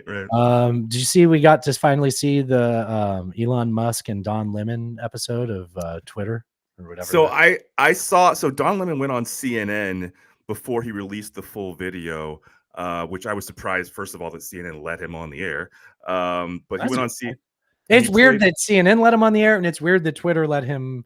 Yeah, and he played a number of clips from the interview. So I've heard some of the clips. I didn't watch the whole interview, but it was very awkward. Musk was very defensive, and. So in the CNN interview, he seems to indicate that they had some sort of agreement that they would have exclusive posts on X for like 24 hours, something before he could post it on his YouTube or other platforms. And there was some sort of contract about that. Now people are saying maybe there wasn't. I don't know. But after the interview, Lemon said that Musk texted his agent and said that, the contract was canceled. So pretty wild stuff. Yeah. Well, so this was one of the back and forths. Do you believe that women and minority pilots are inherently less intelligent and less skilled than white male pilots? No, I'm just saying that we should not lower the standards for them. Okay. But there's no evidence that standards are being lowered when it comes to the airline industry. You've repeatedly said that there's no evidence that standards are being lowered. and watch the replies showing all the evidence that it is. Replies, though, on social media or on Twitter are not necessarily fact and evidence. No, they will that's people's they will opinion. cite Okay. all the reply in the replies. Elon Musk thinks that the comment section, the is community not response. the community notes. He said in the comments. In He the didn't say comments. community notes. He would have said community. It's his Yeah. fucking social app. He would have said the right word.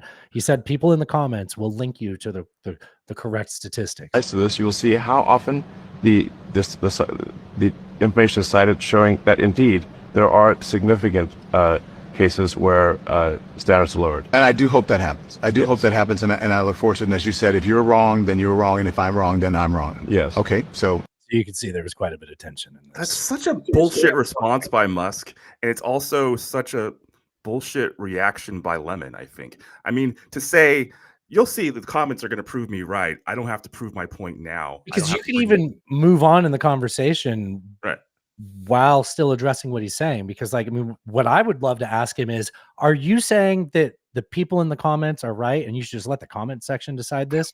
Right. Because that's... Have you seen the comment section on your website? Like, what he's saying is the aggregate knowledge of the comment section is a form of intelligence. Yes, essentially, that's what he's asserting. Okay, why wouldn't he have said that? I don't think that's what he said. That's a way, as a fan of his, giving him all the benefit of the doubt to have taken that in the best way. Well, so here's what happens, right? That's what Lemon should have asked him. Like, say that if that's... He should have. He should have. So what's happened is that Musk has retweeted... How come I know to say that, Alan? I'm me. I work on machines all day and do this as a hobby. So Musk has tweeted retweeted a number of things on X, which are controversial. Things like people are dying because of DEI, because surgeons aren't as well trained. We've lowered the standards. And so Lemon asked him specifically, what standards have been lowered? What evidence do you have that people have been impacted by it? I don't have to know this. People will defend me in the comments, so I don't have to remember those facts that probably aren't true. Yeah. And he also wouldn't pin down on whether there'd actually been harm. He's saying, no, the harm's possible. And then he says, well, the harm happened. It's like, well, what are you saying? You're saying it's potentially that if we lower standards? It was such a bullshit interview, and Musk was such a fucking little fucking spoiled kid on that interview, dude. He was just like throwing a tantrum almost from the beginning. I was like, what is happening? I don't know. I mean, Musk can be brilliant at times, but he's also just can be a spoiled little petulant child. Yeah. I don't. It's very bizarre. He's come a long way from Iron Man 2, Alan.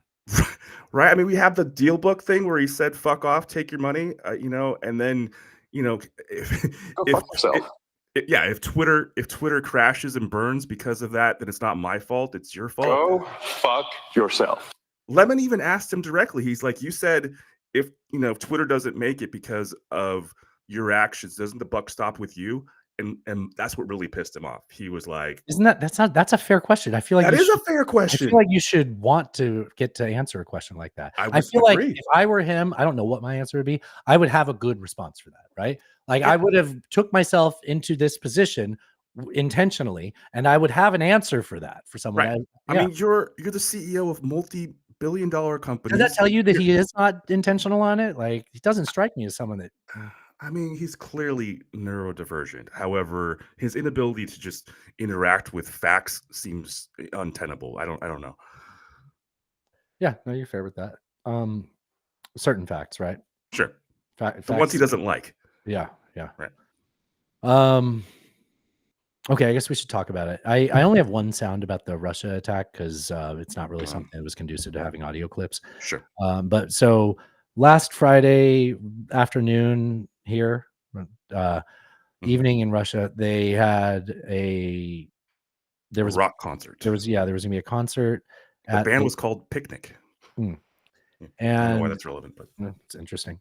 It's like Queens of the Stone Age, like that from the Paris attack, right? Or is that no? That was Eagles of Death Metal, huh? Eagles of Death. Yes, I'm confused. So, well, can you describe what happened there? I mean, I'm essentially some terrorists walked into this concert venue, started opening fire, killed over 130 people, I want to say. Then they set fire to the venue, so other people were hurt and killed because of that. ISIS has claimed responsibility for it. Russia or Putin is saying, obviously. I heard it was America. Well, I heard it was Ukraine, and then today I heard it was America. Well, it's Which more means tomorrow it'll be NATO, which means 3 or 4 days from now it'll be impossible to be a Russian that has a right, because that's the way they flood the zone with disinformation. So if nothing is true, then what are you going to do? Move on. Yep. So a couple of things I think that are interesting in the groundwork or in the background on this story, because it would be awkward to interject them if we're talking about it more. Sure. Prior to the attack, the U.S. warned them. Well, not just that. Prior to the attack, Russia had updated the state of what their special operation in Ukraine. They had updated it to a state of war. Just interesting background that happened the same day. So prior it was a special operation, right? And then They officially called it a state of war. And also, like hours before the attack, Russia designated LGBTQ groups a terrorist organization. Yes. This is where their attention was, as they were being warned by the United States that, hey, there is a terrorist attack there. Specifically zeroed in on concert venues, actually, in that warning. They said specifically that particular venue. So let's address that. Here's a clip of John Kirby being asked, like, hey, we have a prior clip of you saying that, Americans are advised not to attend concert venues. Yep. Blah, blah, blah. And so they asked him after the attack, he was asked. I'm not aware of any advanced knowledge that we had of this terrible attack. On March 8th, the embassy warns of imminent attack in Moscow by extremists. Yeah, I think that I'll let the State Department speak to that. But I don't think that was related to this specific attack. Isn't that something? So he's being a fucking weasel. I mean, yes, it was to do with this specific attack. You don't want to feed into Russians' narrative that you had foreknowledge of this exact attack, but the specific attack in general that you had chatter about and were passing on to Russia was ultimately this attack. But he can't say any words close to that because Putin will say, see, even America says that we said that. Yeah, the reason they knew was because they were doing it, essentially. Yes. Yeah, exactly. So I want to quote I'm a sexy toaster on Instagram. AKA Arthur. Now we know first names for you, green M&M. You. So Toaster is from like Dagestan, like his family is. And he's Canadian now. I'll give you his personal address if you do. We have his social security number, So yeah, good luck if you want to. I feel like he would be someone you would not care to pick a fight with. Yeah, I wouldn't recommend that. No. Anyways, so he shared this in the group chat, and I'm just gonna read it. This makes Putin look bad. He just won an election, but he didn't just fail to stop an attack. By the way, he never like defends Russia, but he always shares like Russia's perspective on things in the group that I think feel that's really valuable. I agree. So I would never say he's certainly not pro Putin's regime, right? No, and he's not pro the war in Ukraine or anything like that. Right. But so this makes Putin look bad. He just won an election, but he didn't just fail to stop an attack. He mocked when information was given to them by the United States. The shooters left the area with no problems until the next day. It makes the FSB look like a bunch of clowns. And who gives them orders? Putin, right? And given that ISIS took credit for it, and somehow Putin reaching and throwing it back to Ukraine makes it look like a sad attempt to send more men into a war where they just don't come back from. Is becoming more and more unpopular among people in Russia, especially older women who in Russia obviously hold pretty strong sway. Massive sway. Yeah. Yes. It's all those babushkas, So I agree with all of those statements by Toasty. So I think we'll get a chance to talk about this in more detail when we do the interview tomorrow with Cody and Julian. One of the things I want to ask them about is one of the conspiracies about it was that there are identifiable FSB agents in the theater responding to it. That there's, I guess, similar markings or whatever of the agents that found these guys in the woods later on. And it just seems odd that it's the exact same guys, but maybe it's like 24 and they're Jack Bauer. Maybe. Yeah. It was weird though that they were seemingly able just to get away and walk away from doing all of that. Did you see initially they went to Belarus? They tried to go. So Lukashenko, is Lukashenko Belarus? Lukashenko, yeah. Yeah, that's right. So president of Belarus was like, "Oh yeah." So while Putin's saying they fled in the direction of Ukraine, that's the way he said it. That's the way he he said didn't it, say yes. they're Ukrainian, just in case they turned out to be Tajikistani, like they were. They're from Tajikistan, which is other side of the Caspian. Yeah, that's pretty good of me. Oh, sorry, I'm proud of myself there. So they're from Tajikistan, it's kind of near Turkmenistan, Alan, and it's right adjacent to Jennifer Aniston. There's a lot of stands out there. Yes. Eminem stand. So it turns out they're these Tajikis or whatever, the sprinkle stuff you put on your fruit. And Tajin. yeah, Putin says they were going to the direction of Ukraine. And then Lukashenko's like, yeah, so they were, I don't know what he just said, but they were trying to get into our border, but our border guard stopped them. And then they, we said no. Yeah. So then they went to Ukraine. So it's like, yeah, they were going to the place that had a porous border. Shocking me. This is shocking to me. You made a Wild West frontier on your southwestern border. And wow, bandits are going there to get away from being it turns out when you make a Wild West, bandits are drawn to it. How about that? Oh, go figure. Yeah, but yeah. And we'll talk about it more with Kitbag and Julian. Yeah, I mean, just Cody and Julian. I think that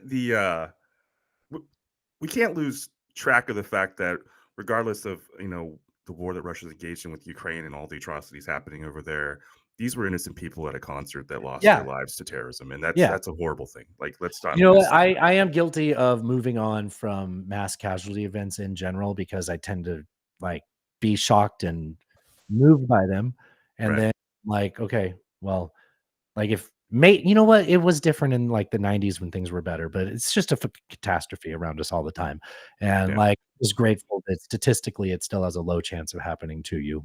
So far, I haven't been on a bridge that collapsed or a school that's been shot up, and I consider myself very lucky for that. But I also know that chances are tomorrow it's not going to happen either. So I'll just worry about the shit that might happen to me tomorrow, and I'll avoid that the best I can. But we also know what happens in the world. It does. Yes. And like I said, I didn't say that very negatively towards myself, but I say that in the context of I should be better at that. I move on from these things a little quick. Yeah. I mean, for our mental health, sometimes it's best that we do that, I think. Sure. I understand. Let's talk a little bit more about Russia and Ukraine with a clip from Cody from Foxhole. And then we'll talk, like we said, about more of this stuff tomorrow. One of the first things you're going to learn about when you study Russian tactics is the use of the 3 zones. The first zone is the security zone. This is the first zone that the enemy is going to make contact with. It is comprised of mostly reconnaissance, light infantry, sometimes even tanks and militia fighters. This zone is completely designed to disrupt the enemy, whether it's on defense or offense. In the defense, the security zone conducts reconnaissance, it conducts screening, it fixes the enemy, it also disrupts. It also creates blocking positions. Now they'll do anything from landmines to pre-planned fire positions, and even bring in helicopters. In the offense, the security zone can be kind of tricky, because you're dealing with a mass of fighters, and what they're doing is they're probing you. Whether it's tanks or reconnaissance forces or infantry or the militia, they are there to probe and look and find places that you are weak. That way that the main battle zone can come in and finish you off. Kind of specialized and maybe a little longer than I thought it was, but and you know what? That's probably better for the Patreon. I might just put that on the Patreon. I got to say, so the first video that he posted like that, very similar in style, I commented dude, somehow you make warfare sound like poetry. And he does, but it's also very useful information. So yeah, I can't wait to have him on the show tomorrow. That's gonna be great. Yeah. I have really no idea which direction any of it's going to go, and I'm here for it. We're going to wing it. Let's go. Yeah. I got some notes. I started making. I saw the. I tagged you in that. Okay, good. Yeah. We're pros now, dude. We could. Yeah. Hey, let's talk about Israel a little bit. Let's do it. So am I sharing this tab? Look at this Dracula. Who is that? Who? I don't know who that is. So he's some spokesperson. This is this. So last clip was John Kirby. Kirby, the spokesperson for the Pentagon, and he didn't want to talk about the Russia stuff. He's like, you'll have to talk to the State Department about that. This is that State Department spokesperson not talking about that. This is talking about Israel. Israel. Okay. So he starts off saying Israel, like other countries in the region, is a sovereign country that makes its own decisions. The United States does not dictate to Israel what it must do, just as we don't dictate to any country what it must do. Now, you're not going to be able to hear it because it's very under the guy's breath. But one of the reporters says, what's he say? We present what we believe we present as unless you invade them. What we believe are the good one, Matt. We present but come on, yeah, it's we present stand up. He wouldn't be laughing if he didn't know it was fucking true. He's like, the reason it's funny is because it's true. Yeah, absolutely. Hour in the briefing room. Israel, Iraq, Afghanistan. Do you need more? Like, I don't know. Yeah. What Syria, Somalia, Iraq, Iran. That's just a Sturgill Simpson song. Yeah, don't forget about Central America, South America. Oh yeah. Whoa. Shout out to Paul, retired. So I say Central America. Paul may or may not have been in Grenada. I don't know. Tell you if that's true or not. But he's rebuilding his last engine right now. He promised to retire by 55. He turns 55 this weekend. Dude, fucking congrats, dude. And his going forward is to leave a legacy of getting people like trained and well paid in that industry. Like, great for him, man. Dude, Paul's a good dude, man. Yeah, he is. Solid dude. Solid dude. Okay. Speaking of solid dudes, Jared Kushner had some interesting thoughts about not a solid dude. I'm sorry. Well, he's well paid. He's in a. I don't know. I mean, real fears on the part of Arabs, and I'm sure you talk to a lot of them who think once Gazans leave Gaza, Netanyahu's never going to let them back in. Maybe, but I'm not sure there's much left of Gaza at this point. So, if you think about even they've already demoed. You got to build the beach houses. Do those tall, skinny houses. Yeah, want the condos on the beach. Yeah, tall, skinny. Great oceanfront property. in the construct, Gaza was not really a historical precedent, right? It was the result of a war, right? You had tribes that were in different places, but then Gaza became a thing. Egypt, used to run it. And then, over time, you had different governments that came in different ways. So you have another war, usually when wars happen, borders are changed historically over time. And so my sense is I would say, how do we deal with the terror threat that is there? Shout out to the camera operator. He realized that this guy's going somewhere and the interviewer does not need to be in the shot. Let's zoom in on Jared. He's saying, let him cook. So that it cannot be a threat to Israel or to Egypt, right? I think that both sides are spending a fortune on military. I think neither side really wants to have, a terrorist organization enclaved right between them. And Gaza's waterfront property, it could be very valuable to, if people would focus on kind of building up livelihoods. You think about all the money that's gone into this tunnel network and into all the munitions. If that would have gone into education or innovation, what could have been done? Alan, I don't know how much time's left in the clip. I'll allow you that much time to say what he's saying better, since you do that so well. And so I think that it's a little bit of an unfortunate situation there, but I think from Israel's perspective, I would do my best to move the people out and then clean it up. That sounds like genocide. That does sound a lot like genocide. I like how the reporter's first question was like, you probably talk to a lot of Arabs, I'm sure MBS is probably like top 5 in your contacts list. And they did give you $2 billion to invest for funsies. But yeah, he's saying, there's some great property out there. If they hadn't invested oh my God, money. his pivot from a difficult question was, well, if we already demoed it, we just got to pull all that trash out. And, we could probably use the tunnels as a sewage system. We put the people somewhere else, just Jesus away from our. You think property. that bridge, pier we're building isn't going to be used to get the people out, Alan? That's been Bibi's plan for a long time. I'm not saying this is but initially that was floated by Bibi to be like, well, what if people get taken out by sea? So, it's for food, sure, but we're not going to take it down when the people are flooding to get onto boats. And then at the end of the day, we did Bibi's plan. Yep. Pretty much. Okay. All right. I thought I was skipping a lot of dots, but it turns out to be turns out they all connected pretty well. Yeah. Okay. All right. God, I sound like everything Kanye was predicting. This is what's my note on this one? It's Israel against humanity. The card from Cards Against Humanity is currently going viral. I'm not going to read it out loud, but so it's a card on Cards Against Humanity that says, now this was printed before this current incursion into Gaza, but not prior to any Israeli God, let's call it outbursts. It says demolishing that ass like a Palestinian. Don't Don't. Palestinian village. Here's the card for context. The card comes from a pack they have called the Jew Pack. The description says, fun fact, 100% of the Cards Against Humanity writers are Jewish. Can you believe it? A Jewish comedy writer. Anything is possible in the 21st century. The game is advertised as a party game for horrible people. It's not serious, but meant to shock people. It went viral because people are debating whether it's too far. What do you guys think? Here. Isn't that something? It kind of belongs to the culture wars, but it's here. The point of Cards Against Humanity is to go too far, isn't it? Yeah. I mean, that's the whole. Yeah. I don't play it often, but I have played a few times, and I agree. Yeah, Yes. that's what it's there for. There's also that one card I never understood that was pooping back and forth forever. I've tried to understand that a lot. I don't think I've encountered that one, but I don't understand it as you've stated. Yeah. Okay. No, that's it. That's it. I It's- don't know. It's going to haunt you for I don't know years. what that means. I don't know. Neither do I.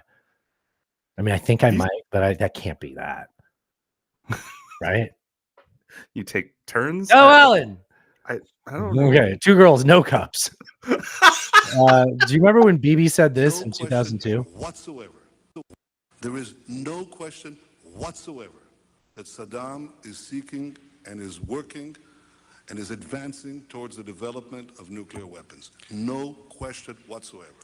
And there is no question that once he acquires it, history shifts immediately. There is no question whatsoever. Wow.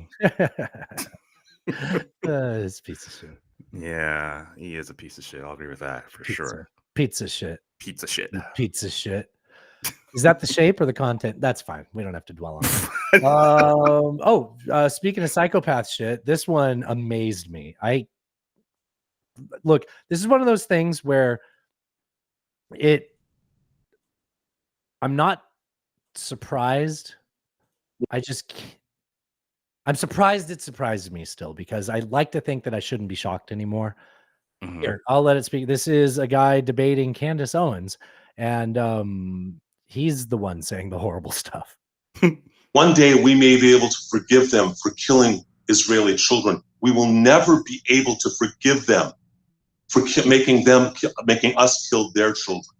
Isn't that something? Couldn't even get it out without flubbing it. He's like, that can't be right. Don't use those words. No, use those words. You keep.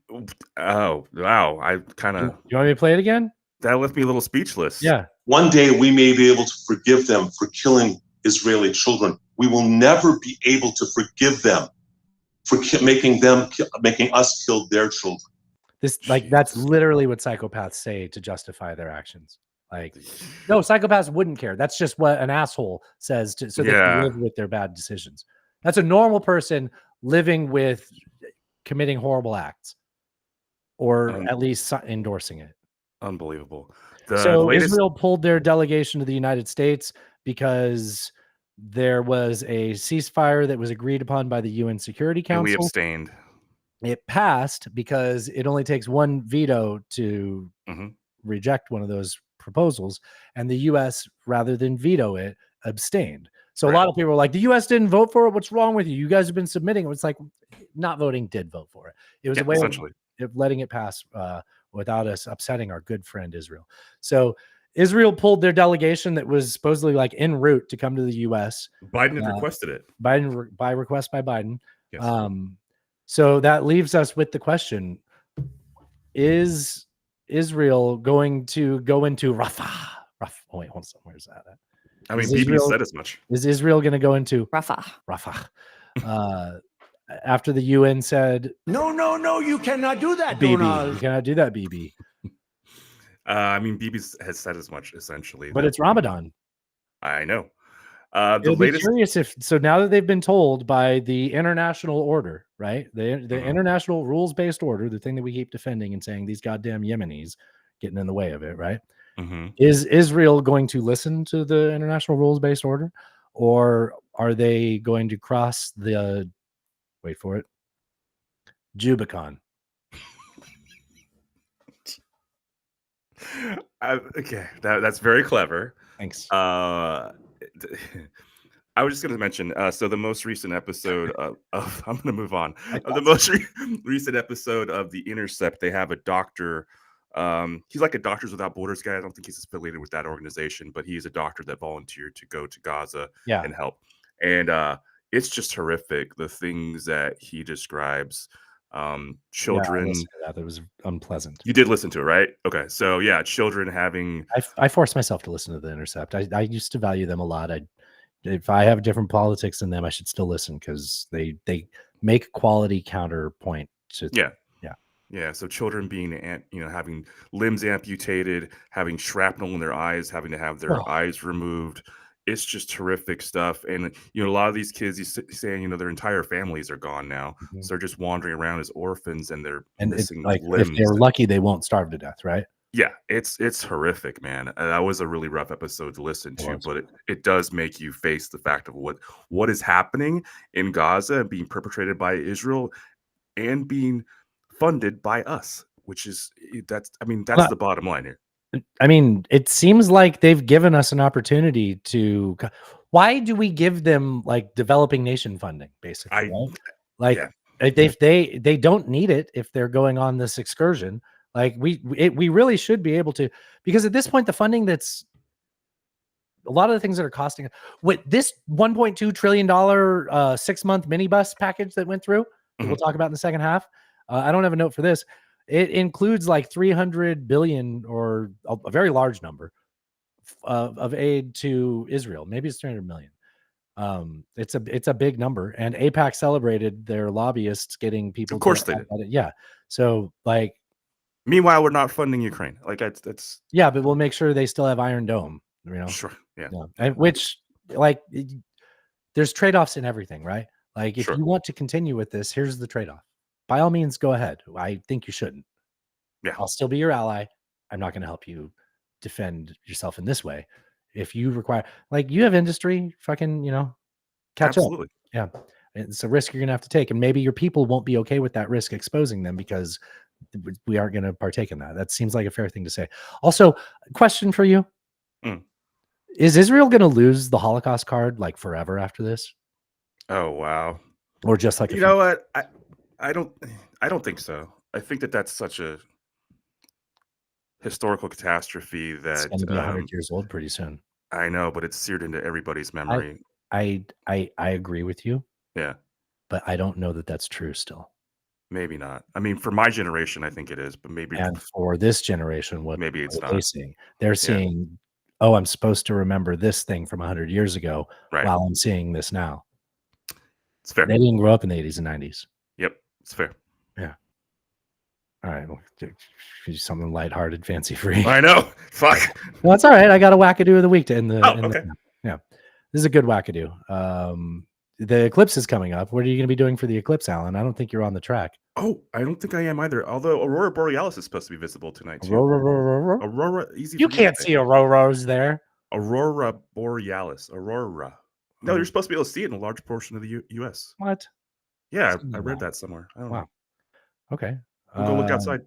You know what? I'll try. I'll look outside. So the aurora. No, the solar eclipse going from like Dallas up towards the Mid-Atlantic. It's going to cross pretty good over Nashville. So they sell eclipse glasses at Home Depot and stuff here. We just got some eclipse glasses. You have some welding glasses, don't you, already? Yeah, but they aren't. There's like a level 5 it needs to be. No, I think it's a level 12 it needs to be at, and a lot of the welding ones are level 5. Okay. And it's I don't know. I mean, the last one with Trump looked at it with his bare eyes. I had like 5 pairs of sunglasses I stacked on top of each other. Dude, you still couldn't look at it. Next time you grab 5 sunglasses, see if you can look at the sun. You can't. It's still, it's right. Not supposed to. Anyway, Trump just looked at it. Like I remember. Everything in your body is like, no, you'll go don't do blind that. if you look at the sun. You cannot do that, Donald. I don't know. Damn it. Damn it. I don't have it. It's the wrong page. I'm on the page that has this. And that. You know, you got to get that ready for this. Anyways, eclipse.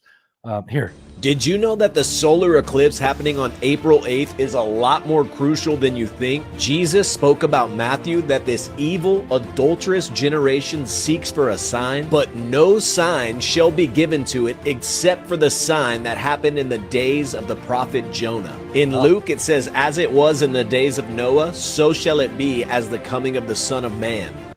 Now they're doing Jonah and Noah. And he said Jesus. Wait, but they both have to do with water, and I think Right. he's confused. I think he thinks Jonah and Noah are Oh, the same whale. story. Yes.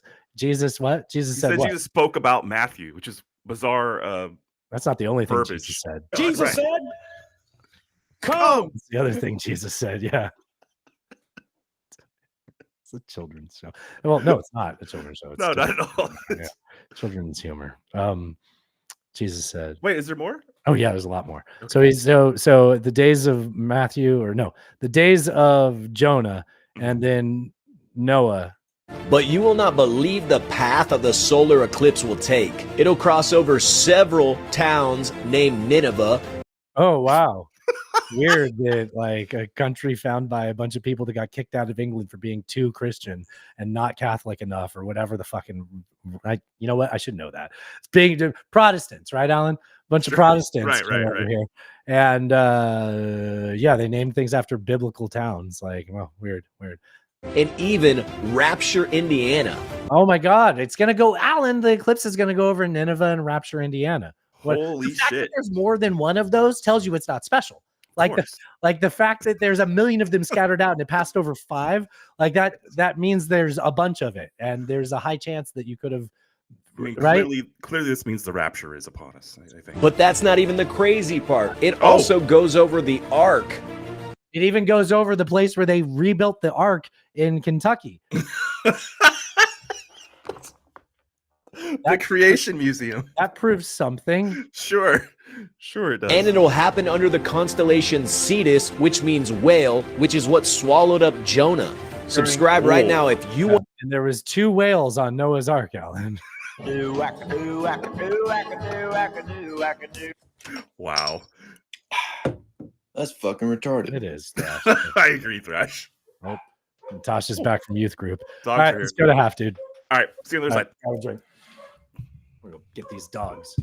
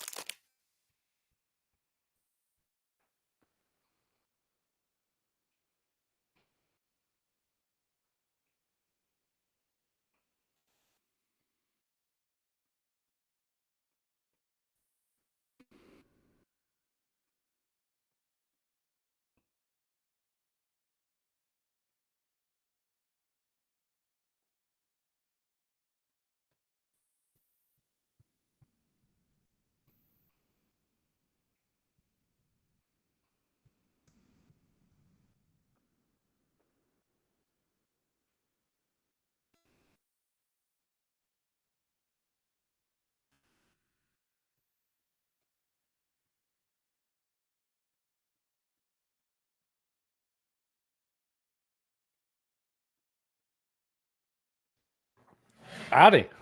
Hey, hey, hey.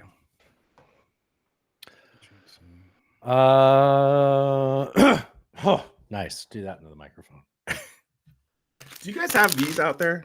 The little Panda? Yeah. I remember those. Well, I don't know if we have them out here. I haven't seen those. I used to see those more. They're like the chocolate center, right? Yeah. I'm a big Those fan. are good. They're really good. Yeah. It's like the bottom of a drumstick cone, where you get the little chocolate. It is like that. Yes. Yeah. Or the kangaroo, the dipperoos. Like if you scoop it up. Yeah. Dipperoos are great. Oh, those are Aussie themed. Well, because kangaroos, right? Obviously. Obviously. Didn't I have an Aussie clip? I've got an Aussie clip. Huh. I think I might have skipped. Huh. Where's did I skip the clip Dingo sent? I don't know. Control F. Dingo. Oh, it's the first clip of the second half. Nice. And second half's more political stuff, right? Yeah. I can ask you a politics question to start this half off. Oh, let's do it. Did you see RFK put that smoke show up as his vice president? I did. He's getting more and more votes every day, man. I don't know that she has a lot of name recognition, but she definitely. Oh yeah, that's a good point. Yeah, she has the. Now I did that chick in the background of the Robert and Thicke video, Alan. Now she's in movies. She was in Gone Girl. Was she? Oh, yeah. She was the girlfriend in Gone. She was the non-Gone Girl. She was the there girl. Right. She wouldn't go away girl. That's what she was. That was the problem. She was a very much not gone. Is anybody ever going to not? Is anybody going to ever have a non-female vice president ever again? Oh, yeah, I'm sure. Why? Why would you? Oh, well, sure. If it's a woman running, she'll have a man. Oh, there you go. There you go. You know what? I'm okay with that if that's what happens. I don't care. I mean, I don't care for that reason, but I still care for the same reason why I think Joe shouldn't be stuck with Kamala, because she wasn't the best person to be the vice president. She was the one that brings in demographics. And if people vote that stupidly, which they do, then it checked a lot of boxes. I mean, it's going to be, no one's ever going to top that again, right?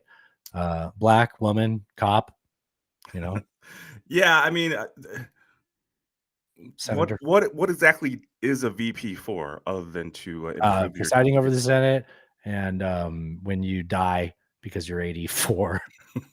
That's pretty much it, though. They're mostly symbolic. It's like a lieutenant governor. They only added the becomes president thing like recently. Yeah.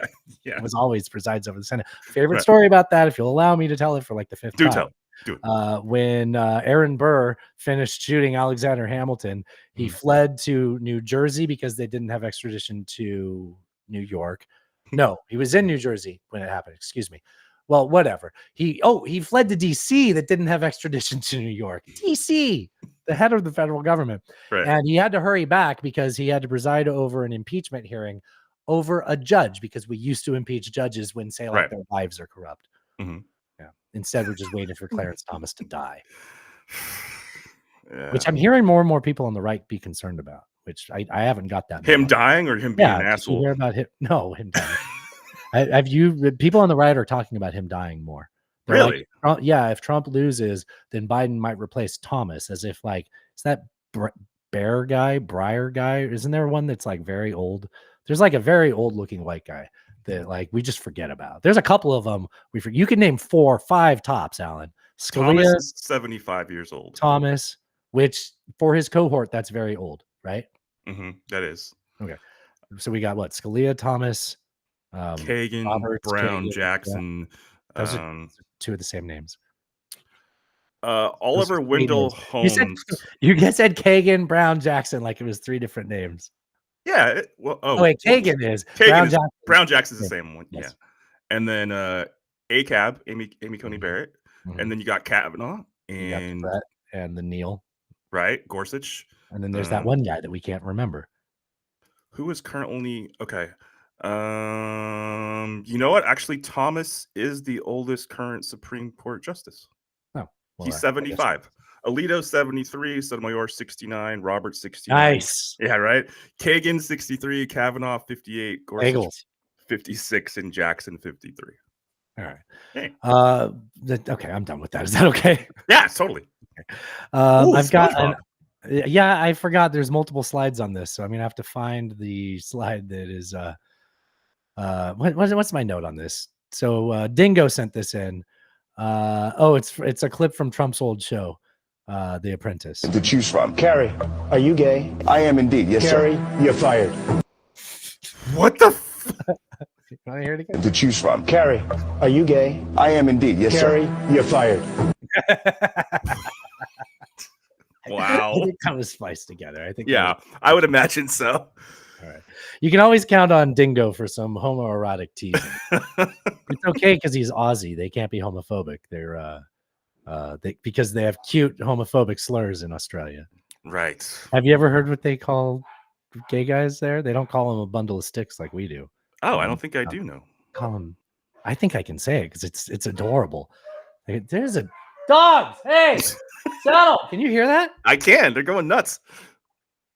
Now they stop. Yeah. Okay. Now Natasha's getting back from youth group. She doesn't like that. That's why I keep saying it. She's like, they're gonna think I'm religious. I'm like, oh, what is happening? God. Dogs, settle. Ah, fuck it. What was I going with this? I had a whole thing. The Aussie word for gay. Jesse. Really? Yeah. Oh, that's. If somebody called you a Jesse, you'd be like, whatever. It's like calling you a cracker. Like, hurt my feelings. Is that from Full House? Is that what that's from? No, I don't think that Full House became a hit in Australia and then they're slang for gay men. I don't think that's where that came from. It's I'd be really curious of the etymology. The order of events. Maybe I don't want to know. A plausible one though? No, probably not. Probably okay. Not. Yeah, I'm gonna go Uncle with that. Jesse, he's real. All right. He wore those nice leather jackets. I mean, yes, yeah. He did have pretty good fashion. And you wouldn't say assless chaps. All chaps are assless. I think it's important just that people say remember chaps. that. You just say chaps. Yeah, exactly. It's included. Okay. So broke Don's not broke, right? But he also needs a discount. Let's talk about this. So this time last week, we're talking about how sure Donald Trump owns a lot of property, but he's been given 30 days to come up with a large sum of money to pay New York back. Nearly $500 million. And he said, I can't do it publicly, which yes. And then all of that happens. And then he says hey, I'll offer you 100 million. And they come back with 175. Am I doing a good job? Is that pretty much what happened? That's essentially what happened. Yeah. What would happen if me and you say you just it's tax season, right? Mm-hmm. Well, imagine you get a huge figure that you end up surprised you have to pay Uncle Sam. If you call IRS, the first thing they're going to do is take a lien on all of your bank accounts and property. Absolutely. They wouldn't give you 30 days. They wouldn't let you counter offer. They certainly wouldn't give you a lower number. So this is what happened. They gave him 175 million, said, okay. And they're giving him an extra 10 days. Yes. And he's the one saying that there's a two-tier justice system. That might come up in some of these clips because it's hard to not. You can't gloss over that. Yeah. Yeah. We know that Donald Trump is one of the most controversial figures that we've seen pretty much in a lifetime, but it appears that he's also one of the luckiest. Just today, we learned that the New York State Court of Appeals has decided to lower the bond necessary in his civil. Now, it's important to point out it's the bond. It's not his total payment. This is what he can pay right now, right, to allow it to wait until there's an appeal. Fraud case against the New York State Attorney General's office led by Letitia James. What that means is that Donald Trump will only have to put up $175 million as opposed to the full amount of the judgment, which was $464 million with the interest involved, in order to create a space for his appeal to go forward. Now, it doesn't change the amount of the judgment. That is still existing. That still is on record and has to go forward. But it does keep him from having to sell any of his properties, declare bankruptcy, or do any of the other things that was going to have to happen. Have to do in order for him to get this money. I can stop it from there. That's fine. I don't think there's any more there that we can't add ourselves at points. No. Talk, I guess. I mean, so as you pointed out, pretty ridiculous. I mean, there's no way in hell that you or I would get this kind of deal. Less than half of what the initial cost was supposed to be, extra time to turn it in. He gets to save face. And it's pretty ridiculous. I It mean, is, right? Like yeah. I'm not saying because people cite the Eighth Amendment with the improper or cruel and unusual punishment, not the Fourth. And they're saying like, you have the right to get a penalty assessment from someone, but you don't have a right to ruin someone. Hey man, I see it on paper. You got shit. This isn't going to ruin you. It's going to hurt you. It should hurt you.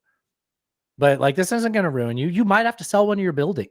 I'm sorry. You might have to sell one of your buildings. Like if you drop this 100 layers to make this relatable to a normal human, this would be like someone being like, I had to sell my boat because I broke the fucking law. Like if you heard someone say, I had to sell my boat, don't I? Poor me. It's like, no, dog. Like that's the punishment for the risk you took and got caught doing. Like now inflate it to the shit that he was pulling. And it's like, I had to sell one of my buildings. I don't fucking care. Like, I don't care. I don't have sympathy for that. I don't want you to be ruined. I don't want you to have to sell all of your buildings and have no money. I might be okay with you having to sell one of your buildings. He could live out the rest of his days in Mar-a-Lago just fine. He'd be very, very well He'd even set. prove everybody wrong and sell Mar-a-lago for $300 million or whatever. Do that also. Yeah. Did you see they also allowed him to conduct business in New York as well as his sons, which was contrary to the initial ruling. Wait, what? Yeah. Yeah. What? So the initial ruling was I that thought he could they allowed his sons to conduct it. I don't also think him. I believe also him. Yeah. So there's just been a rolling rollback on all Yes. this. Dude, not one of those things would happen for me and you. No, not at all. Not even a chance. No chance in hell that would happen for us. So then Frank Luntz, a right-wing political strategist, he came up with a lot of the A/B testing that they would use to target certain demographics and get people elected. He's a longtime operative on the right. He goes on CNN and says this. All right, Frank, the politics of this. Folks in the Biden campaign are already starting to refer to Donald Trump as broke Don, which is interesting. And then there is the possibility that the New York Attorney General, Letitia James, would start seizing assets, maybe even buildings. How do you think that would play? Listen to what he I want said. you to remember this moment and don't forget it. Now, keep in mind, when this guy talks, this guy knows what he's doing as a political speaker. Oh, he's very good. He's very Every good. one of these words is intentional from a political strategy point. If the New York Attorney General starts to take his homes away, starts to seize his assets, it's all going to be on camera. Pundits are going to sit there and scream about this. This man cannot be elected. You're going to create the greatest victimhood of 2024, and you're going to elect Donald Trump. If they take his stuff, he's going to say that this is proof that the federal government and the establishment and the swamp in Washington and all the politicians across the country and the attorneys generals and all of this, that this is a conspiracy to deny him the presidency. He's going to go up in the polls just like he went up every single time they indicted him. The indictment, let's not talk about whether it's justified or not, but it will prove the things that he's saying on the campaign trail. I don't know. I'm not going to speak for you and wonder what you think. I would be 100% fine with everything he just said happening. I wouldn't prefer that, but I would rather not set the precedence that you can do illegal things and have no consequence if you're the president. I don't want the next iteration of Trump to have that lack of a safety net for us to prevent them from doing that. Right. Like I think that I would rather live in a country led by the person I don't want to lead, as long as the rule of law is still just. Yeah, I mean, so as I said, Frank Luntz is very good at his job. He's been doing it for decades. Yeah, but he A/B tested that and figured out that's what people will want to hear, so he said it on there. Of course. I would agree with you that I think it's really important that the former president face consequences for his actions. I think that we should Very hold nonpartisan answer. we should hold nobody above the law. That's bottom line. And clearly we're seeing a second tier of justice when it comes to Trump. I mean, the thing that's frustrating, like from my viewpoint, is just to see how he keeps skating. He keeps sort of just, getting away We said with it last week. We're like, nobody thinks that, like, nobody expects him to go to prison. Right. But I we mean, just want to know how he's going to slip out of it. And it was really cool to see how he did it this week. It was fun. but I mean, even if he doesn't go to prison, I would like to see him face some consequences, whether it's financial or whatever the case might be. I think that's important, and I do think that if we do set the precedent that you can do the things that he did as president and no consequences will be upon you, then that's a terrible precedent to set, and we're only going to get worse leaders in the future if that's what what the deal is. Yeah, I agree. I mean, that's my concern, right? It was the Yeah. same with the Mueller report. It was like, I want an account of what happened. I don't fucking care. Like, look into that. That's worthwhile to know about, Also, if he does on any of these trials that he has, what would you really think what do you think his prison sentence would be? Oh, I mean, it would be house arrest at Mar-a-Lago probably. And honestly, I know there's a lot of like memes and people want to see him in an orange jumpsuit. I don't really care about that. This is an old man. I don't particularly care if he's put in prison. I do want him to face consequences, politically and financially at least. If the facts align to guilt, I want a guilty verdict with a yes. punishment that everyone can live with. Yes. Do you want to ask me what I think his prison sentence will be? Oh, what do you think his prison sentence will be? No, please don't hurt me. No, you cannot do that to Donald. No, you cannot do that to Donald. No. All right, that worked out better than I thought. I'm not as someone that like we just described wants to see justice in that. Yeah. I'm not that worried. Based off what just happened, he still owes. They just gave him a smaller down payment. Right. I think that's unfair, but it doesn't really change anything. I think it's funny that his fans started flexing in our DMs like they fucking won something. I was like, all right, good point. I don't know why you think that you're getting me on this, or you should be celebrating. Right. Like, he didn't win anything. In fact, he publicly admitted that he can't pay $450 million. Yeah. Which, that was his whole his whole platform was, I'm the billionaire that doesn't need anything from any of you. And his appeal's not going to go through. His appeal's not going to get overturned, which is going to make the case stick better. So it's just a longer process in it. All his political action committees are paying for his legal fees, and let's talk about political action committees or SPACs, special acquisition corporations. So SPACs were all a big thing around the time of NFTs and people doing funny money stuff in the pandemic. And there were like a record number of SPACs created with all the like Save the Business funds and things like that, right? So Troth Central was created off of a SPAC. I had a clip of Troth Central. Truth, Central. Truth, Central. Okay, well, that's it then. So I got a Troth. So Troth Central was created during the pandemic. It's a failing media company of the former president. Here, let me read this article that Greg sent. I don't have a clip for this. The company went public. Yes. And the eye-popping valuation is a massive windfall for Trump, who owns a dominant stake of 79 million shares. At Tuesday's opening price of nearly $78, that stake is worth nearly $6 billion. So on paper, he is a real billionaire. Although lockup restrictions likely prevent Trump from selling or even borrowing against those shares anytime soon. In fact, it's 6 months. Trump Media, that's the SPAC. Trump Media generated just 3.4 million of revenue. Oh no, that's not the SPAC. Excuse me. Trump Media, that was the owner of Troth Central, I guess, generated just 3.4. So Troth Central generated $3.4 million in revenue. The one that's got him $6 billion in value. The company's made 3.4 million. Okay. All right. Through the first 9 months of last year, according to filings, the company lost $49 million over that span. I don't understand how you make 3.4 but lost 40. This is some Pentagon math. Well, no. So the 3.4 million was their revenue. So that's what they took in. However, bottom line, they lost $46 million essentially.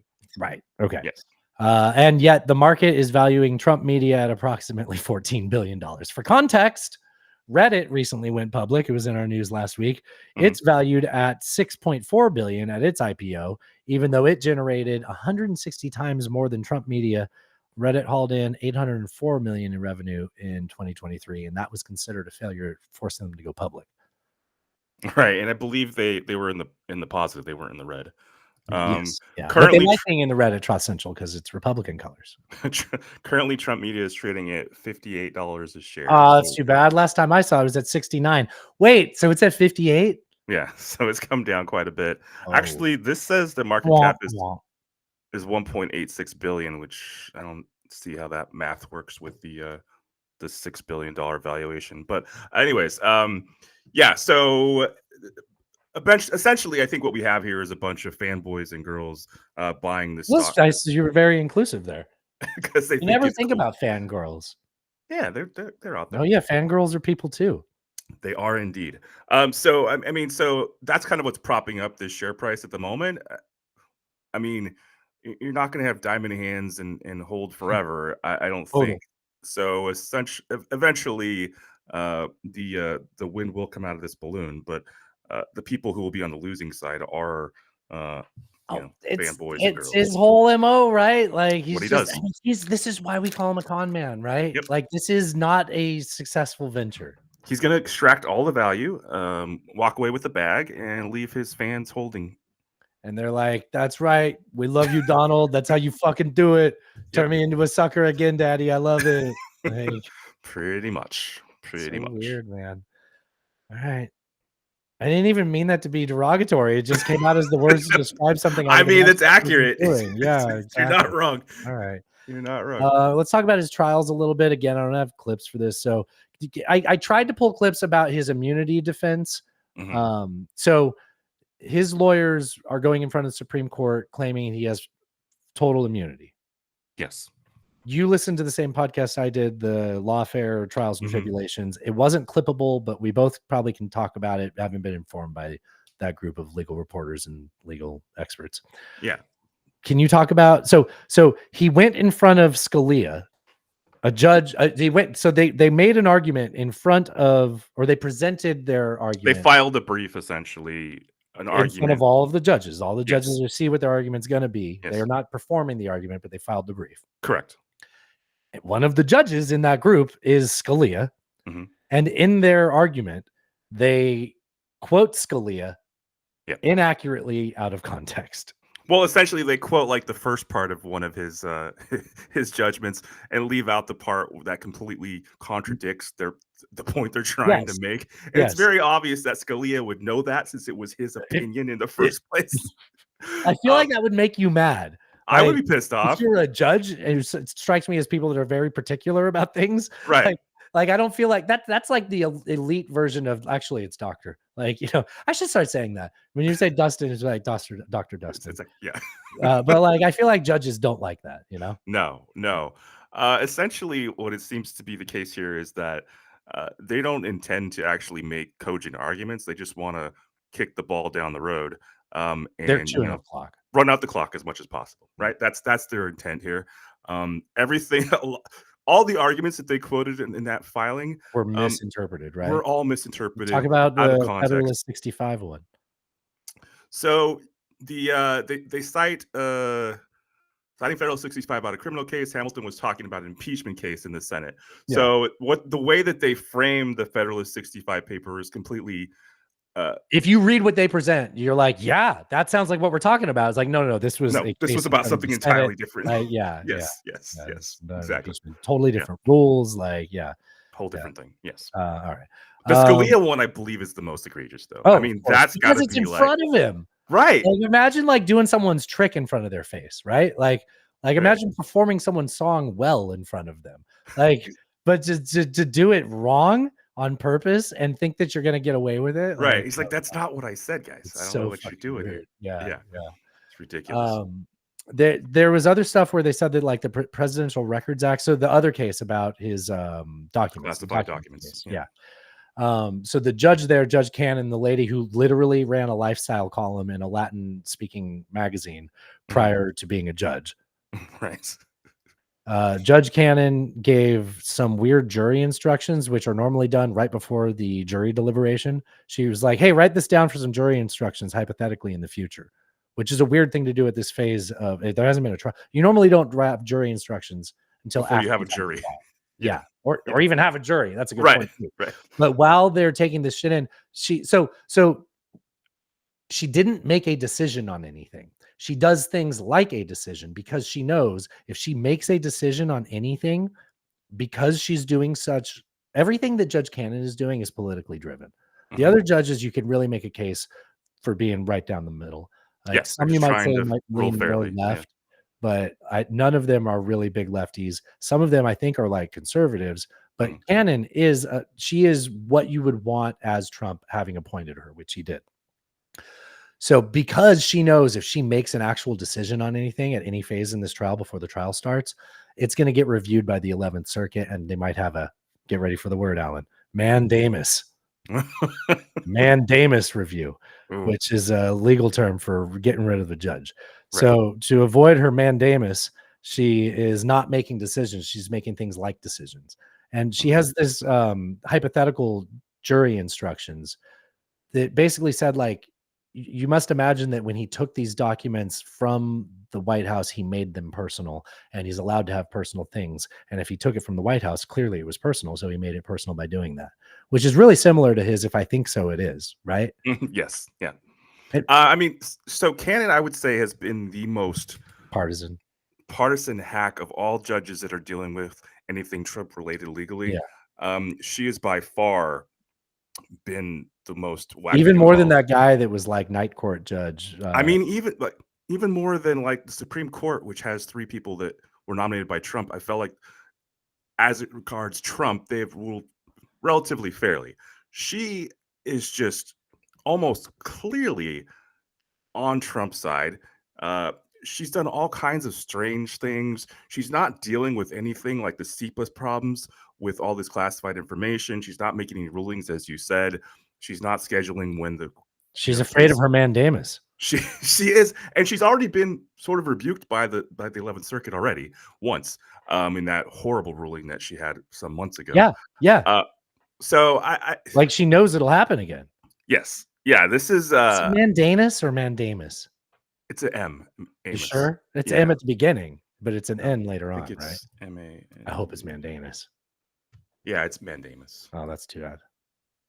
A judicial writ issued as a command to an inferior court or ordering a person to perform a public or statutory duty. I don't have a lot of writs in my life. Me either. I think that's a good thing. That's probably a good thing. I'm gonna hope that continues. That trend seems positive to me. Yeah. I feel like I only hear writ with habeas corpus. That's what I remember from my book learning. Yeah. What's the difference with that line of logic that if he takes it's personal and it's fine? What's the difference between that and like stealing national treasure style the Constitution? Nicolas Cage. Yeah, I took it, so clearly he made it personal. Like, yeah, but there has to be a line somewhere.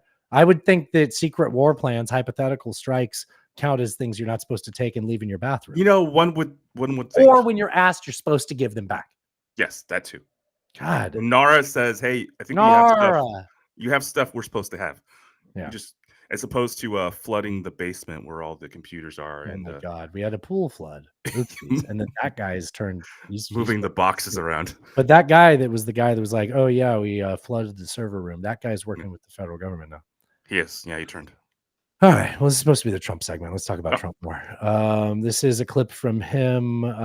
When I saw this, I thought it was a deep fake. The sound and his face don't quite match up. And he doesn't look like this anymore. So it's just, they really put a beauty filter on or something. Okay. This is not a deep fake. I went and looked it up. There are articles and sales sites for this. I'm proud to be partnering with my very good friend, Lee Greenwood. Who doesn't love his song, God Bless the USA, in connection with promoting the God Bless the USA Bible.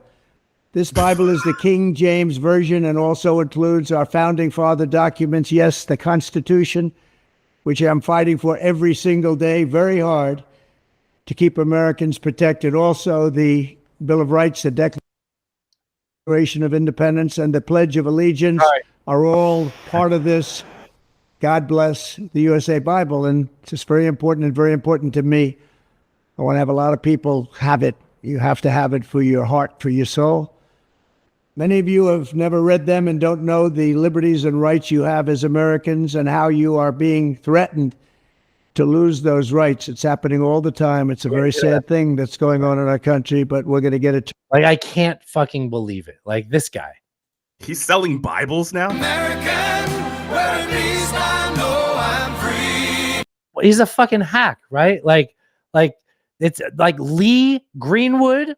You can't make this up. Yes, he's selling Bibles. Yes, because remember he took that picture at Lafayette Park. Right. After Marquis It's a Lafayette. Bible. Yeah, it's a Bible. Is that your Bible, sir? So what he's done is done a side project with the Bible and the Constitution and Declaration of Independence. Jesus. And he's going to sell them. You know, I'm sure Mike Lindell's in on it too. What happened to your camera? I don't know. I'm trying to figure it out. Oh, okay. Dude. I actually was not aware of this until you showed me. I saw this afternoon. Like, I have no idea how I saw this. That is so fucking wild.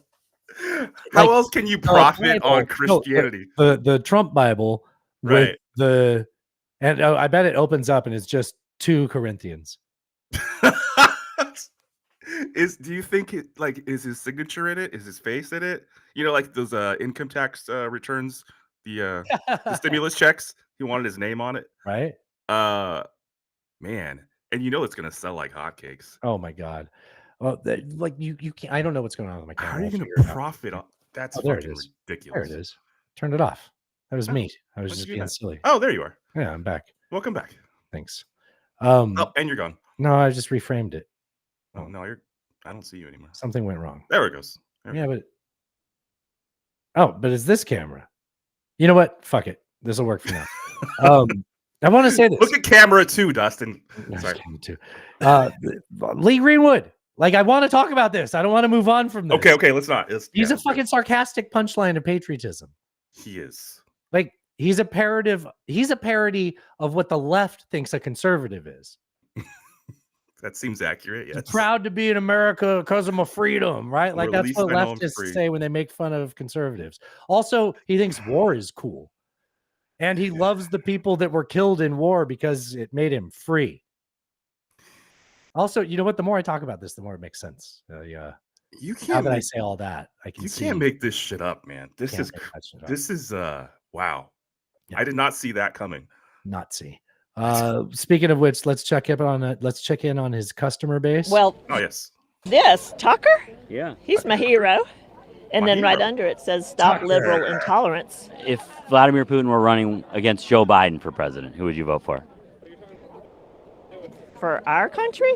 That's a hard question. Probably Putin. Is it? It is? Yeah, I don't think Putin's as bad as people want to. You would vote for Vladimir Putin? I would.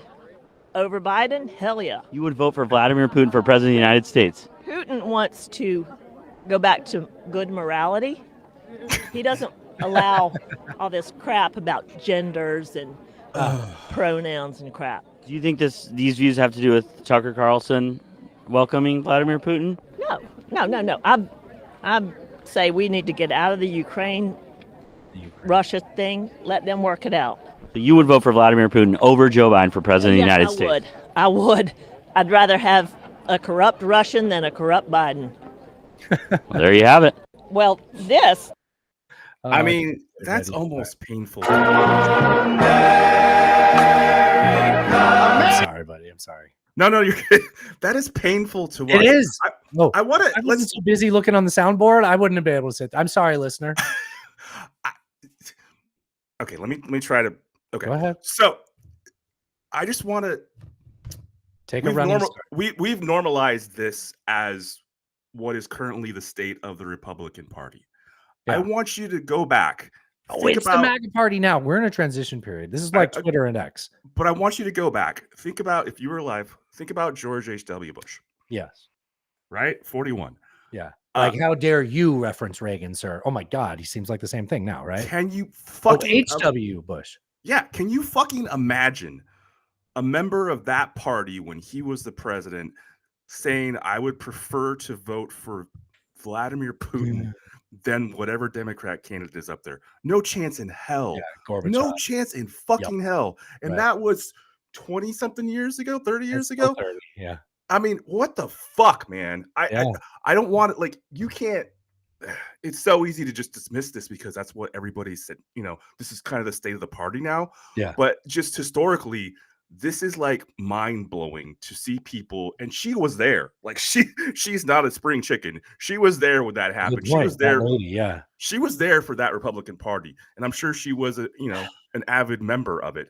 Oh, bullshit. No, Alan. He brought the people that vote but don't pay attention into a camp. That's what happened. No, you're dead wrong. She wasn't there for any of that shit. She was alive for it. She didn't have a fucking opinion. No, I think she got brainwashed. I think she got brainwashed by the cult mentality. Look, both of what we're describing is happening. And either way, it's still tragic. I mean, I struggle to find words to explain how. No, I can tell you're arguing with me to keep your point. And right. Yeah. Like, it's just fucking blows my mind, man. Like, because I used to talk to people that were Republicans then and have conversations, right, about politics. And just to see it got to the point, like when we started this show, we were like, even then we were like, oh, it'd be good if we talk to both sides, sort of talk about nuance. Even then it was like, yeah, America needs this. Now it's like, oh my God, we're actually kind of a lane because nobody's doing this anymore. Yes. What the fuck? Like what we do is actually kind of a specialized skill. Yeah. But only because everybody else retired. Right. Essentially, yes. Yeah. Yes. Wow. That just blows my mind. Well, speaking of going back 4 years ago in time, by the way, 4 years ago last Friday is when we started the show. Oh, that really? Oh, I thought we'd be famous by now, Alan. It takes a little time. We never wanted to be famous. Let's be honest. True. No. Yeah. People pay us every month. It's nice. It's nice. Grateful. Actually, I have a little thing I want to end the show with about that. Gratefulness. No, that's not the word. Gratefulness. Maybe. I don't. Yeah. Oh, 4 years ago today. Four score and 7 years ago. No. Okay. Much less than that. Only 4 years ago today. What happens? We have nothing to lose. You know the expression? What the hell do you have to lose? Okay. So what do you say to Americans? Nearly 200. I'll just follow up. John, nearly 200 dead. What do you say the Americans were scared though? I guess nearly 200 dead, 14,000 who are sick, millions, as you witnessed, who are scared right now. What do you say to Americans who are watching you right now who are scared? I say that you're a terrible reporter. That's what I say. Go ahead. I think it's a very nasty question, and I think it's a very bad signal that you're putting out to the American people. The American people. I want to pause this. We'll hear the rest of it. You have to remember in these moments that he has like a toxic version of the power of positive thinking. Mm-hmm.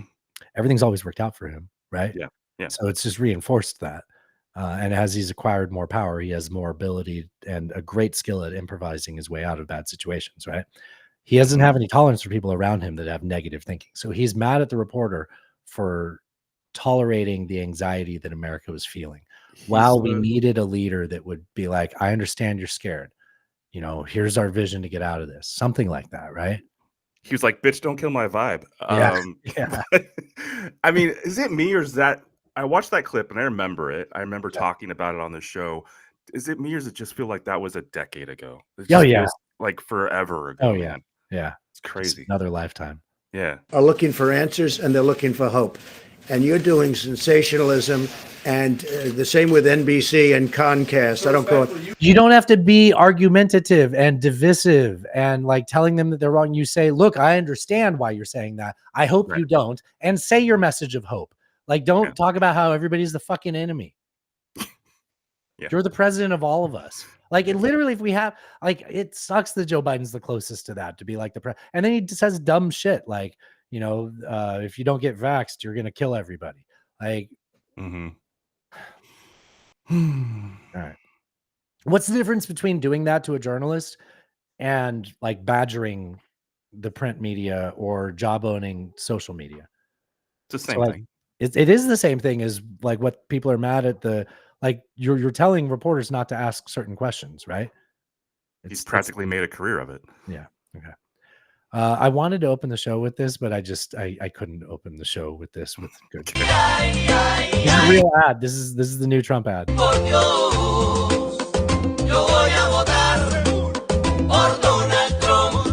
Banger.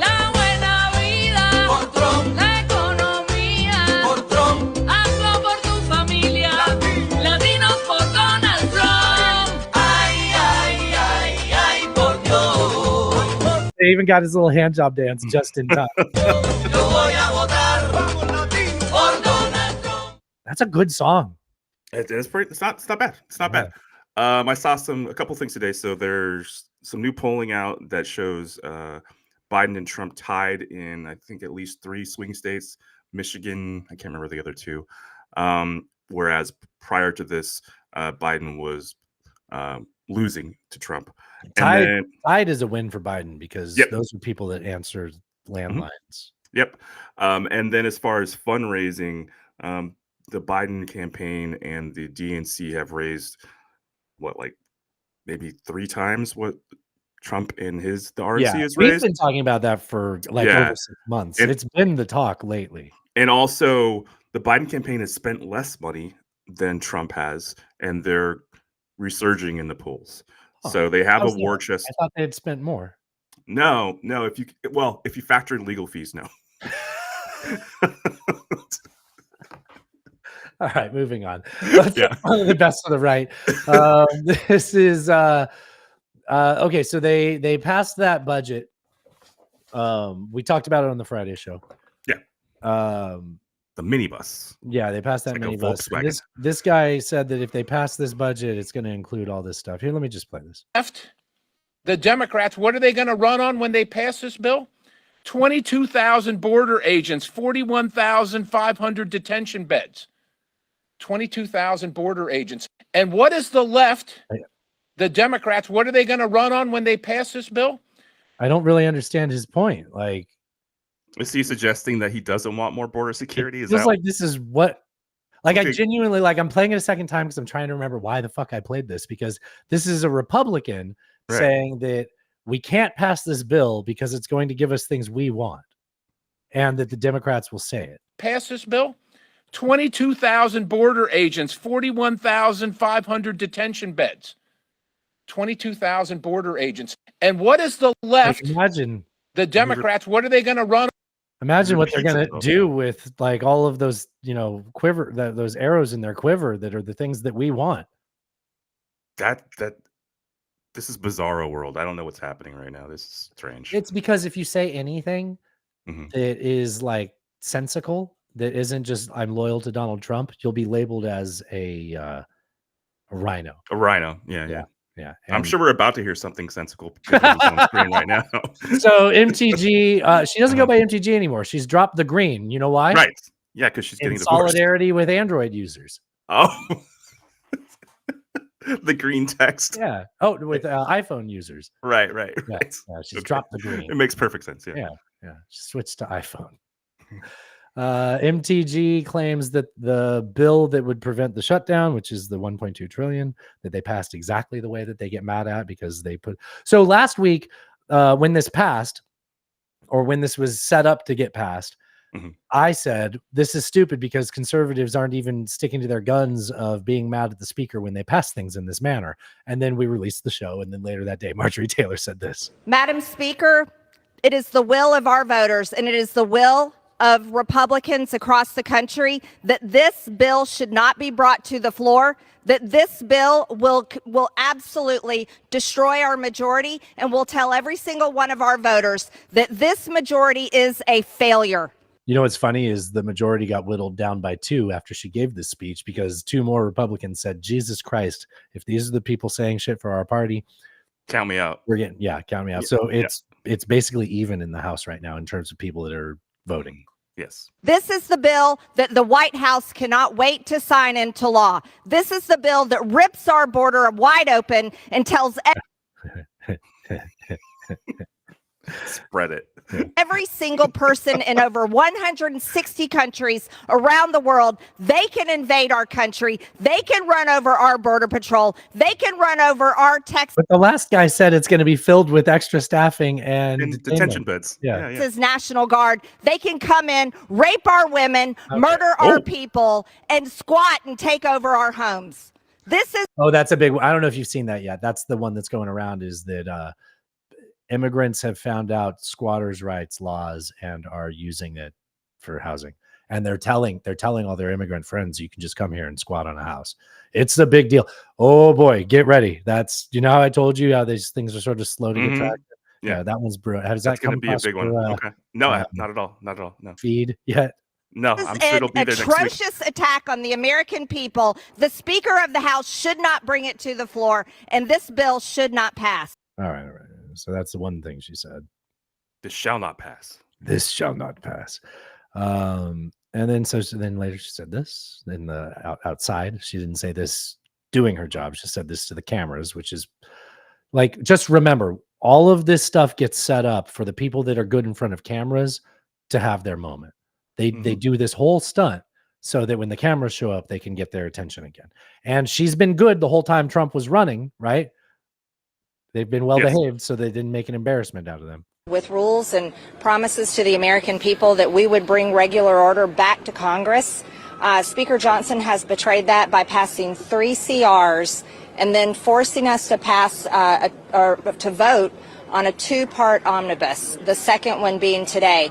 He also only gave us, I don't even know how, we had 1 day basically to read 1,012 pages, breaking the 72-hour rule. This is a betrayal of the American people. This is a betrayal of Republican voters. And the bill that we were good. So she's calling for him to be removed because it only takes one of them to vote him out. Do you want to hear Senator Nice Guy or Congressman Nice Guy talking about it, or do you have anything to say first? I was just going to say,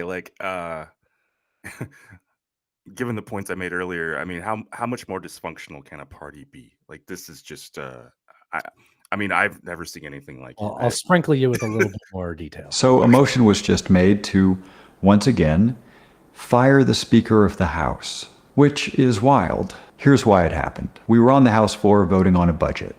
We have been on the brink of government shutdown 5 times in the last 6 months because we couldn't pass a budget. And we couldn't pass a budget because the right flank kept demanding things the Speaker couldn't give them. The Speaker was a member of the right flank. That's how he became Speaker.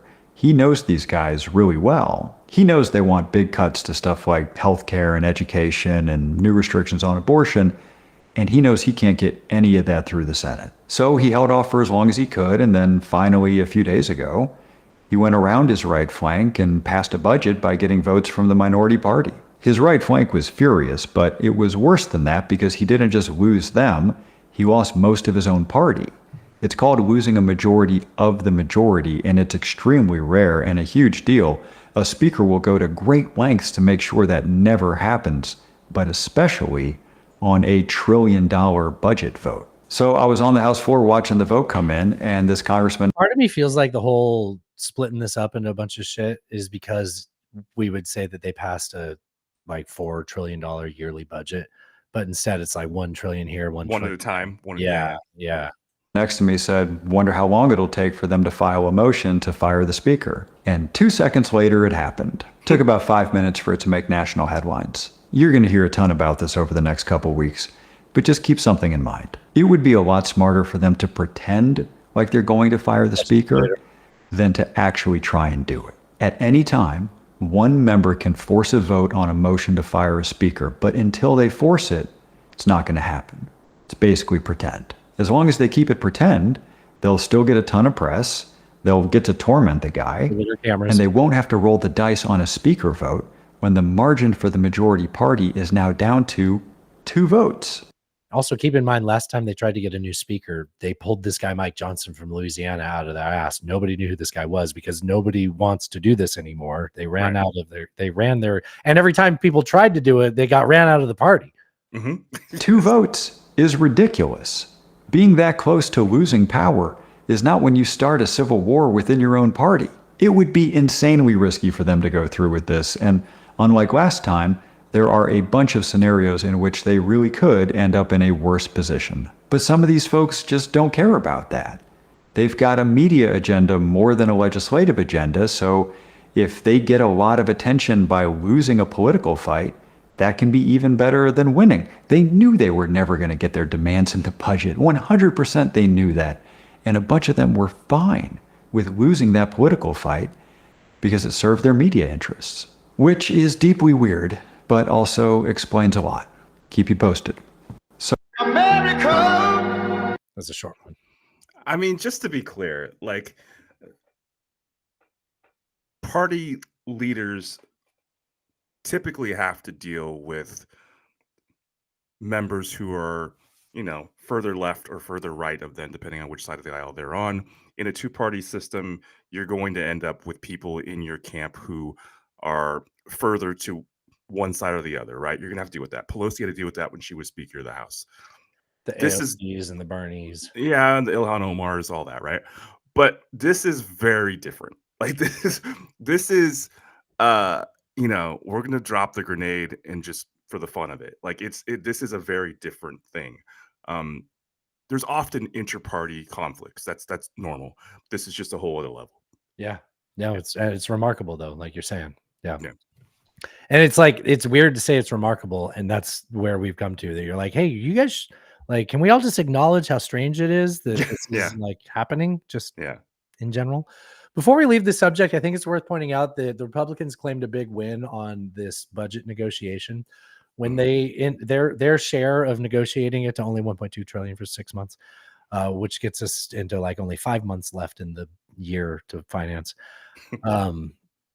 Seems like an effective way to run a government. Yeah. Totally. So Republicans, their big win in their negotiations was, remember that thing where there was like 180 billion for the IRS to increase? Oh, yeah. Yeah. So they claim to have taken a chunk out of the funding that was going towards that for the IRS. For them to hire new people, right? Here's what's going to happen. Okay. So Republicans make it sound like that's going to keep the IRS from doing part of that plan. What's going to happen is they're going to spend money exactly as they planned until they run out of money, which will now be sooner. The IRS is going to do the plan they have. They're still going to do the thing. They just have a smaller budget, and then they'll ask for money at a sooner date. Right. They're just going to ask for money again. And they're going to get it. Sure. So they did nothing. All of that, their big win was nothing. Yeah. This next clip, I think we'll skip this. This is, I think we talked about they did the hearing on Hunter and the people that Tony Buttafuoco got. Oh yeah, and Lev we touched Parnas on the Friday. Yeah, show. we did. We'll skip it. This could have been our wackadoodle in the first half, but I think it really fits here. And to add to the story, we also have. This is a Fox News host, which I feel like I should tell you what he's going to say first, but I really don't want to ruin it. Okay. I don't want to ruin it. Don't spoil a whole bunch of near misses that have happened as well. Talking about airplanes. So it begs the question, everyone watching our show is thinking the exact same thing. When did this start? Is this like the representation of mansplaining? Is that what this? Look at the video. It's a does appear man that way. sitting in the center of there's a Four panel women. of 5, 2 women on each side. They've covered all the hair colors and skin tones. I believe one of these is Hispanic or Asian. There's 2 different kinds of white and a black lady. And They'll have their he's- legs crossed, Yep, pointing yep. towards him. There's and body he language is there. sitting in the middle, just telling them about airplanes. Whole bunch of near misses that have happened as well. So it begs the question, everyone watching our show is thinking the exact same thing. When did this start to change? When did we almost have all of these accidents? When did doors fly off? I mean, this is a pilot. He's landed. He's on his way to the gate. He went off the runway, it appears. It appears. This is a pilot problem. It brings everyone to diversity, equity, and inclusion. Oh Are we my hiring God. The best pilots, the best mechanics, the best air Dude, there's a theory. He's dropping a theory. I'll summarize This is it. the Elon Musk theory. You're right about the.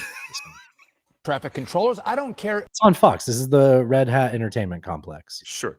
what your race, your sex, your religion. I just want the best people. And if you don't hire the best people for these jobs, these bad things happen. And here's the deal, I think. Democrats want this.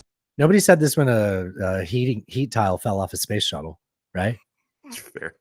Because if you're afraid to fly, you're going to have less carbon pollution. This is about the green agenda making you afraid.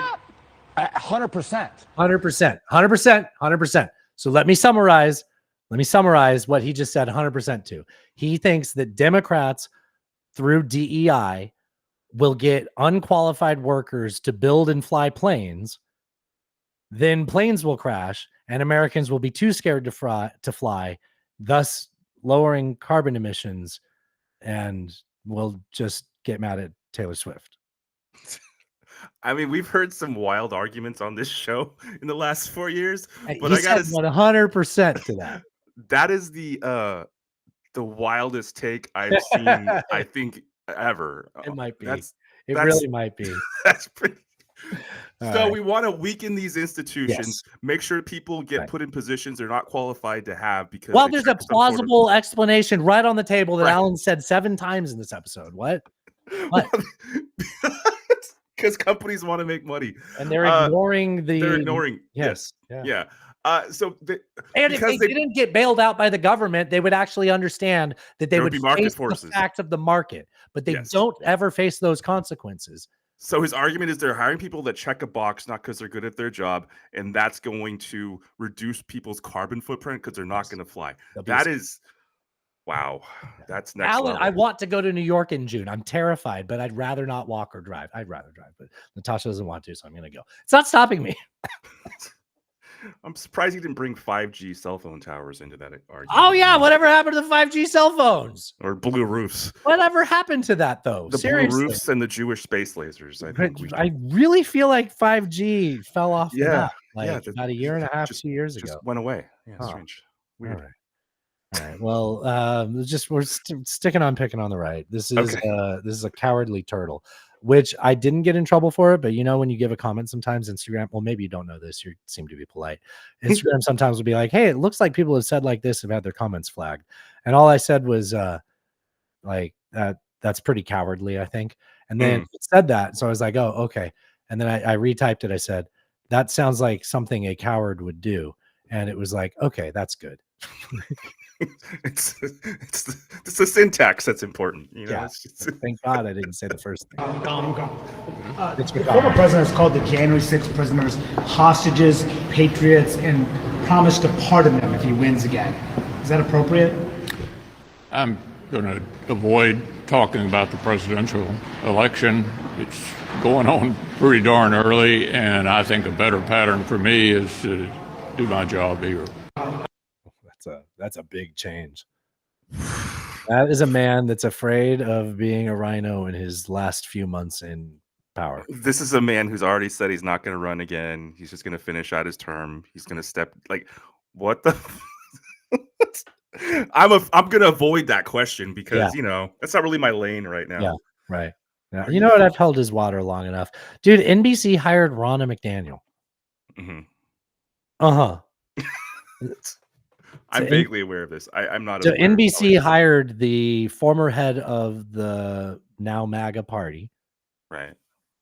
A woman who participated, I think, depending on how you define things, to some extent, participated in the insurrection, the events of January 6th, the riot, whatever you want to call it that you're comfortable with. She endorsed that in some way, right? And people at NBC are just like, well, what's the difference between hiring her or people that have been a part of the administration before, like Jen Psaki, who I hated her for being a redheaded freak, but she was good at communicating for the party. Hey, just FYI, breaking news. This happened at 6:30 Eastern time. Former RNC chair Ronna McDaniel dropped as an NBC contributor following outcry. Dude, I thought you were going to tell me somebody died or something. I was like, No. I'm in the middle of something. So Okay, good. she's been- Because you know why? There were like multiple executives that signed off on this who it came out that their heads are on the block there at NBC. It's not the same as hiring an employee. I hate Not at the all. revolving door and regulatory capture version of media. You know, like I don't like that either. I'm not a fan of that. But there is a difference between that and hiring the woman that just made excuses for election denial and the events of January. Insurrection, yes. Yeah. So NBC's newest contributor has been dropped from the network following public backlash, including from the network's own talent. Dude, NBC has been, Alan will be a fan of this. NBC has been getting very close to the line. Me and the boys are edging. About the MAGA party. They're just trying to, they think that they're going to straddle the middle, kind of. Well, and I think that they're going to keep themselves safe should Donald win and threaten to, you know, lock up journalists, destroy and media. And it's not going to do anything. It's not going to save you. It's not going to save you, NBC. Nope. It's definitely not. It's not going to save anybody. Nope. So let's pick on the left here before Yes. we get into our culture wars. This came out on Friday. this was a great example of this is a great example of what I was talking about earlier, where I saw this happen on Friday. I made a note of it. I put it in the show and Best of the Left, and I knew it would either blow up over the weekend or it would blow up on like Tuesday or Wednesday. And this morning, this started showing up everywhere. This is a representative, I think of, I want to say Maryland, Democrat of Maryland. He's talking about, well, he's in a House hearing and he misspeaks. Okay. And look, like, it's in a way where you're like, yeah, I don't think you meant to say something horribly racist. Like, I'm going to give you the benefit of the doubt of that. I don't like that that's a word that you accidentally say, though, right? Like, right. Okay. I think curious. I told the story before on the show where, like, growing up, I had an uncle that told an inappropriate joke. Yes, you have told this story. For Yeah, context, this was like 1993. I don't think that's full like, it's not forgiving in any way, but Sure. it's not different my time. fault that my Right. uncle told some joke. I was at the age where it's like, oh, you hear adults tell jokes, you repeat it, you tell your friends. Mhm. It had a derogatory term for someone that I was unfamiliar with, and I told that joke in front of that demographic. And Sure. I didn't know until their response that I wasn't supposed to say that word. It didn't rhyme with anything like bigger or triggering Right. or anything Yeah. like that, but it was one. Turns out there's a lot of words you can't say when you're a Yeah, kid, is- you don't know no better. But that they were right to know that, hey, that house has grown-ups that say That things say that. Yeah. right. Right. Yeah. And I'm ashamed of that, you know. Sure. Okay. Absolutely. Anyways, so in that same regard, that's what this mistake was. So this was on Friday. What you look at is, can you compete? Can you do it better than the other competitor? And with that, can you create a P&L statement that works? And the tax rate, that's after the P&L. It's never, ever once been a consideration. So this Republican jigaboo that, you know, it's a tax rate that's stopping business. Yeah. So I think he meant to say bugaboo. Yes. I think he did. Let's at least be grateful he wasn't trying to say rigmarole. There is that. Oh God. Yeah, I see what you did there. Wow. I don't have anything else to say about that. I don't feel like you should feel comfortable saying bugaboo. Yeah, it feels too close. Also, I will be really honest. I didn't know that that was racist. I know I Really? shouldn't say that word. Probably. Yeah. It just sounds like, you know, like before the Daytona 500, the guy goes boogity, boogity, boogity. I'm like, I get it. It's a tradition, but there's a lot of traditions down there. Yeah, maybe we should. It's like, oh, isn't the Masters tournament about to happen? I swear to God, this is a Norm Macdonald joke. I don't think it is. And I've looked for it online. I might have made this joke up. The Masters joke? Yeah. I'm not going to say the Masters is racist, but its signature. I'm not going to say golf is racist, but its signature event's called the Masters. As far as I can tell, you know, I'm going to give you credit for it. I'll take it. That's a good joke. And you know what? If this spurs people to find me the original, at least I'll solve There you that go. problem. There you go. But yeah, I don't. I didn't really know that. So I would have guessed, you know. But I would have said, like, if someone said, "Hey, don't say that," I'd be like, "Oh yeah, definitely don't say that." Right. Right. Yeah. Probably avoid. I that don't word feel like you're supposed to say specifically. bugaboo either, though. Like, same reason. Also, the guy's name is David Trone, Trone. There's a word that goes around on the internet that's spelled similar to that, that's derogatory towards trans people. And I just feel like, again, the simulation is just collapsing. Oh, it's cracking. Okay. Yeah. Here's a sign of it. So Eric Adams, the mayor of New York, that doesn't actually live in doesn't live in New York. He took jet ski lessons because you need lessons to learn. Listeners, you've ridden a jet ski before. DM me if you've ever had a lesson. Like, no, someone said, like, not like hey, snowboarding. Exactly. the worst thing that happen is you fall off, the kill switch pulls out, and it just goes Yeah. 10 feet in front of you. You swim to it, and you wear your life vest so you don't drown.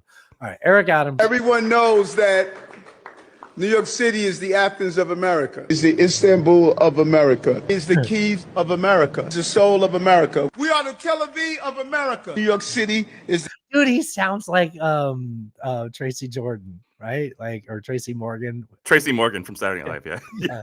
The Islamabad of America, the Zagreb of America. We are the Lima of America. New York City is Mexico City of America. This is the Dublin of How is it still going on? Dublin? America, New York City. Everyone knows that New York City is the Athens of America. Okay, yeah. So Greg sent that in, and then he sent this clip in too. Do you remember the movie Campaign with Will Ferrell? No, of course you don't. No, I don't. I think it's Will Ferrell and the guy from The Hangover with the beard, Galifianakis. Oh, Zach, I believe. Yeah, either that or there's two similar movies. But yeah, so Will Ferrell plays like a disingenuous, slick. I don't think I've seen this movie. It's not worth watching. Okay. You know what? If you want to laugh at it, there's like this and 15 minutes of other jokes packed in an hour and a half. I don't think you want to watch. Okay, all right. Installation specialist and window. The volume's really low on this. Let me see if I can make it a little better. Okay. Installation specialists and window tinters are this nation's backbone.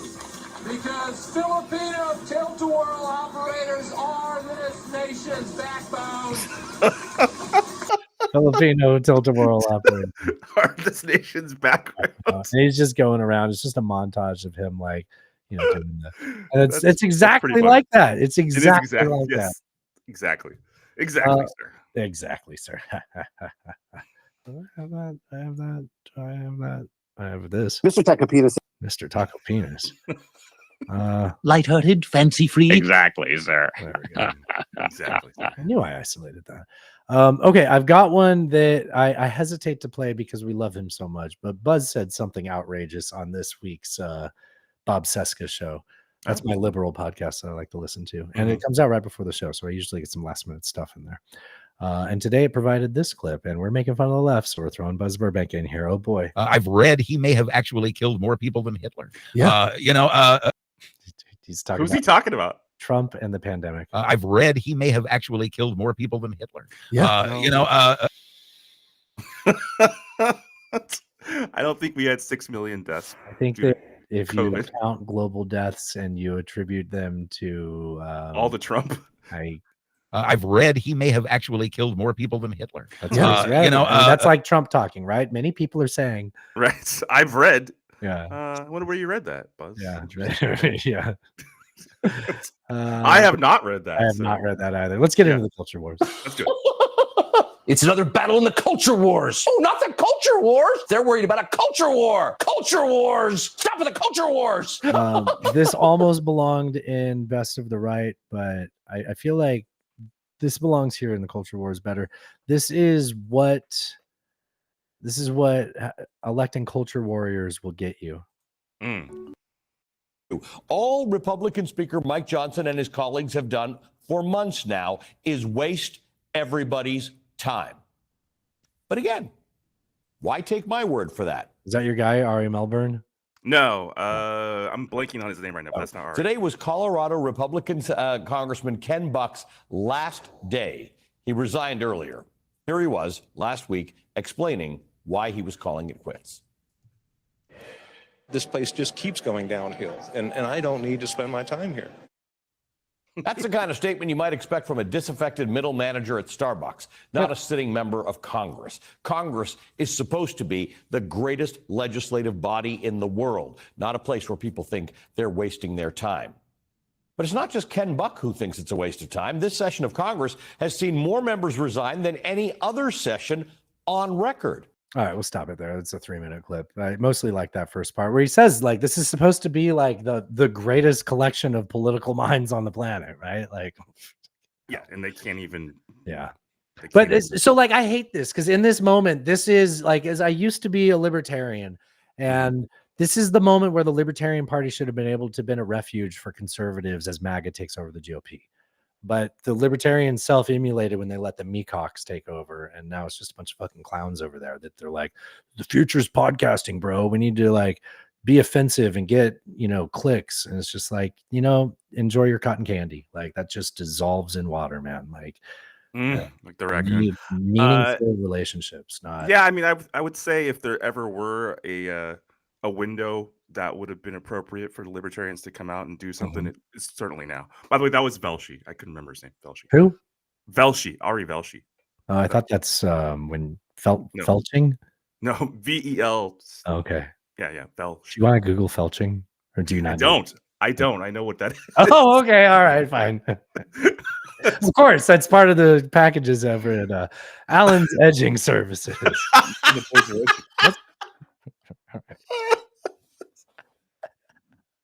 That's a special tier in the Patreon. We have too much fun doing We this do show. have too much fun here.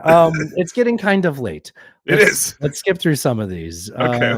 This clip was clearly staged. It was these like it starts with us guys like going up doing a man on the street, and this guy has like a clear response to independent. I liked it because it was like, yeah, as an independent, I identify with what you're saying, but if it's not even genuine, I don't have to play it.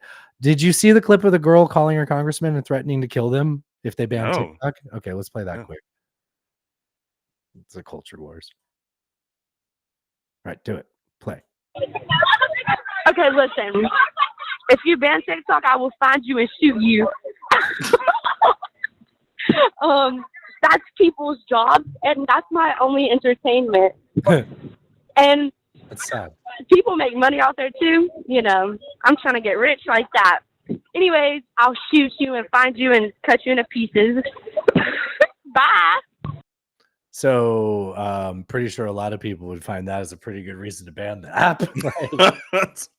I mean, clearly she's stunting for her It's the same as friends. a You can fucking hear prank them call. laughing Yeah, exactly. in the It was some background. slumber party or something. You know? Yeah. Jesus. I mean, there was a kid, right? Yeah. Yeah. She has no idea the implications of what she's saying. The Secret Service are going to be knocking on her door shortly. Yes, that's true. Yes. Yeah. Good job threatening a federal official. Right. You know what? I don't remember what this is, but Grandma posted it in the piece political. I'm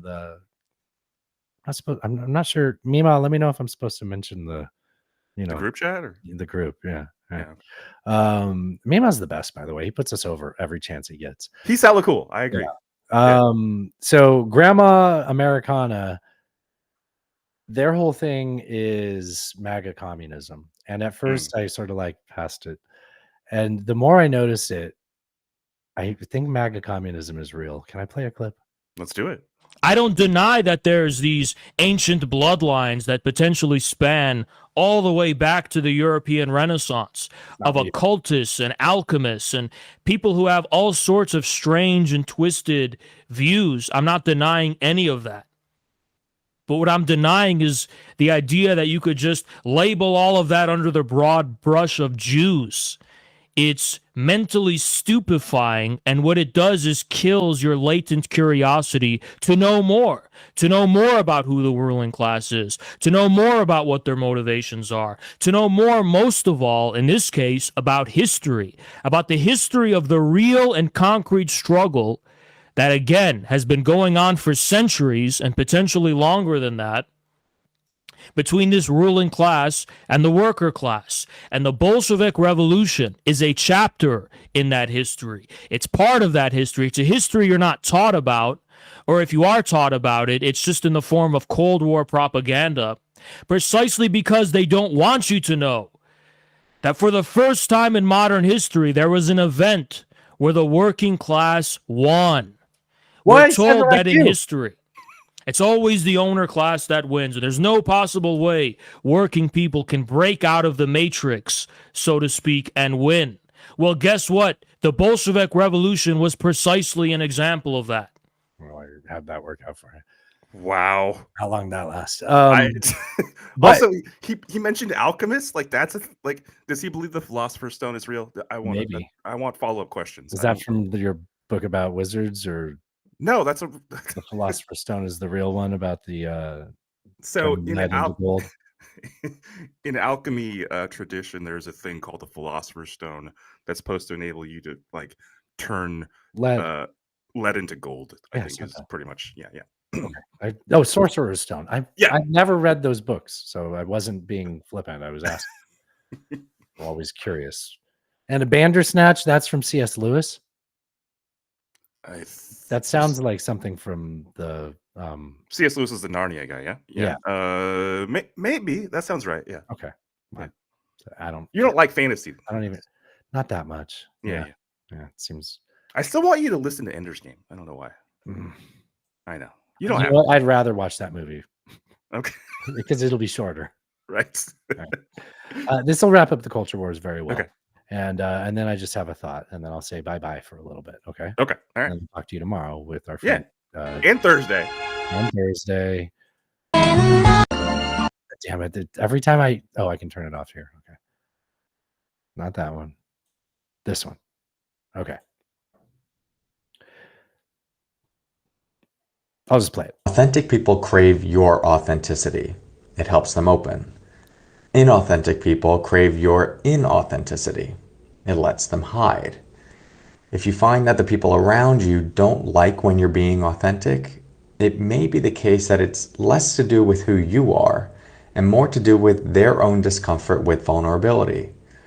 If you continue staying true to yourself, eventually you'll attract the people who want to grow in authenticity alongside you. You just have to be patient.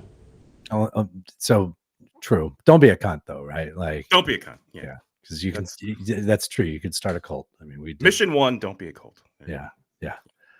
There was a quote that, God damn it. I need to ask Mike who said it, because it really it touched me. Brido? Yeah, on Brido's show.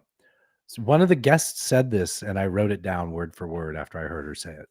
Okay. That in every industry, there's entertainers and there's artists.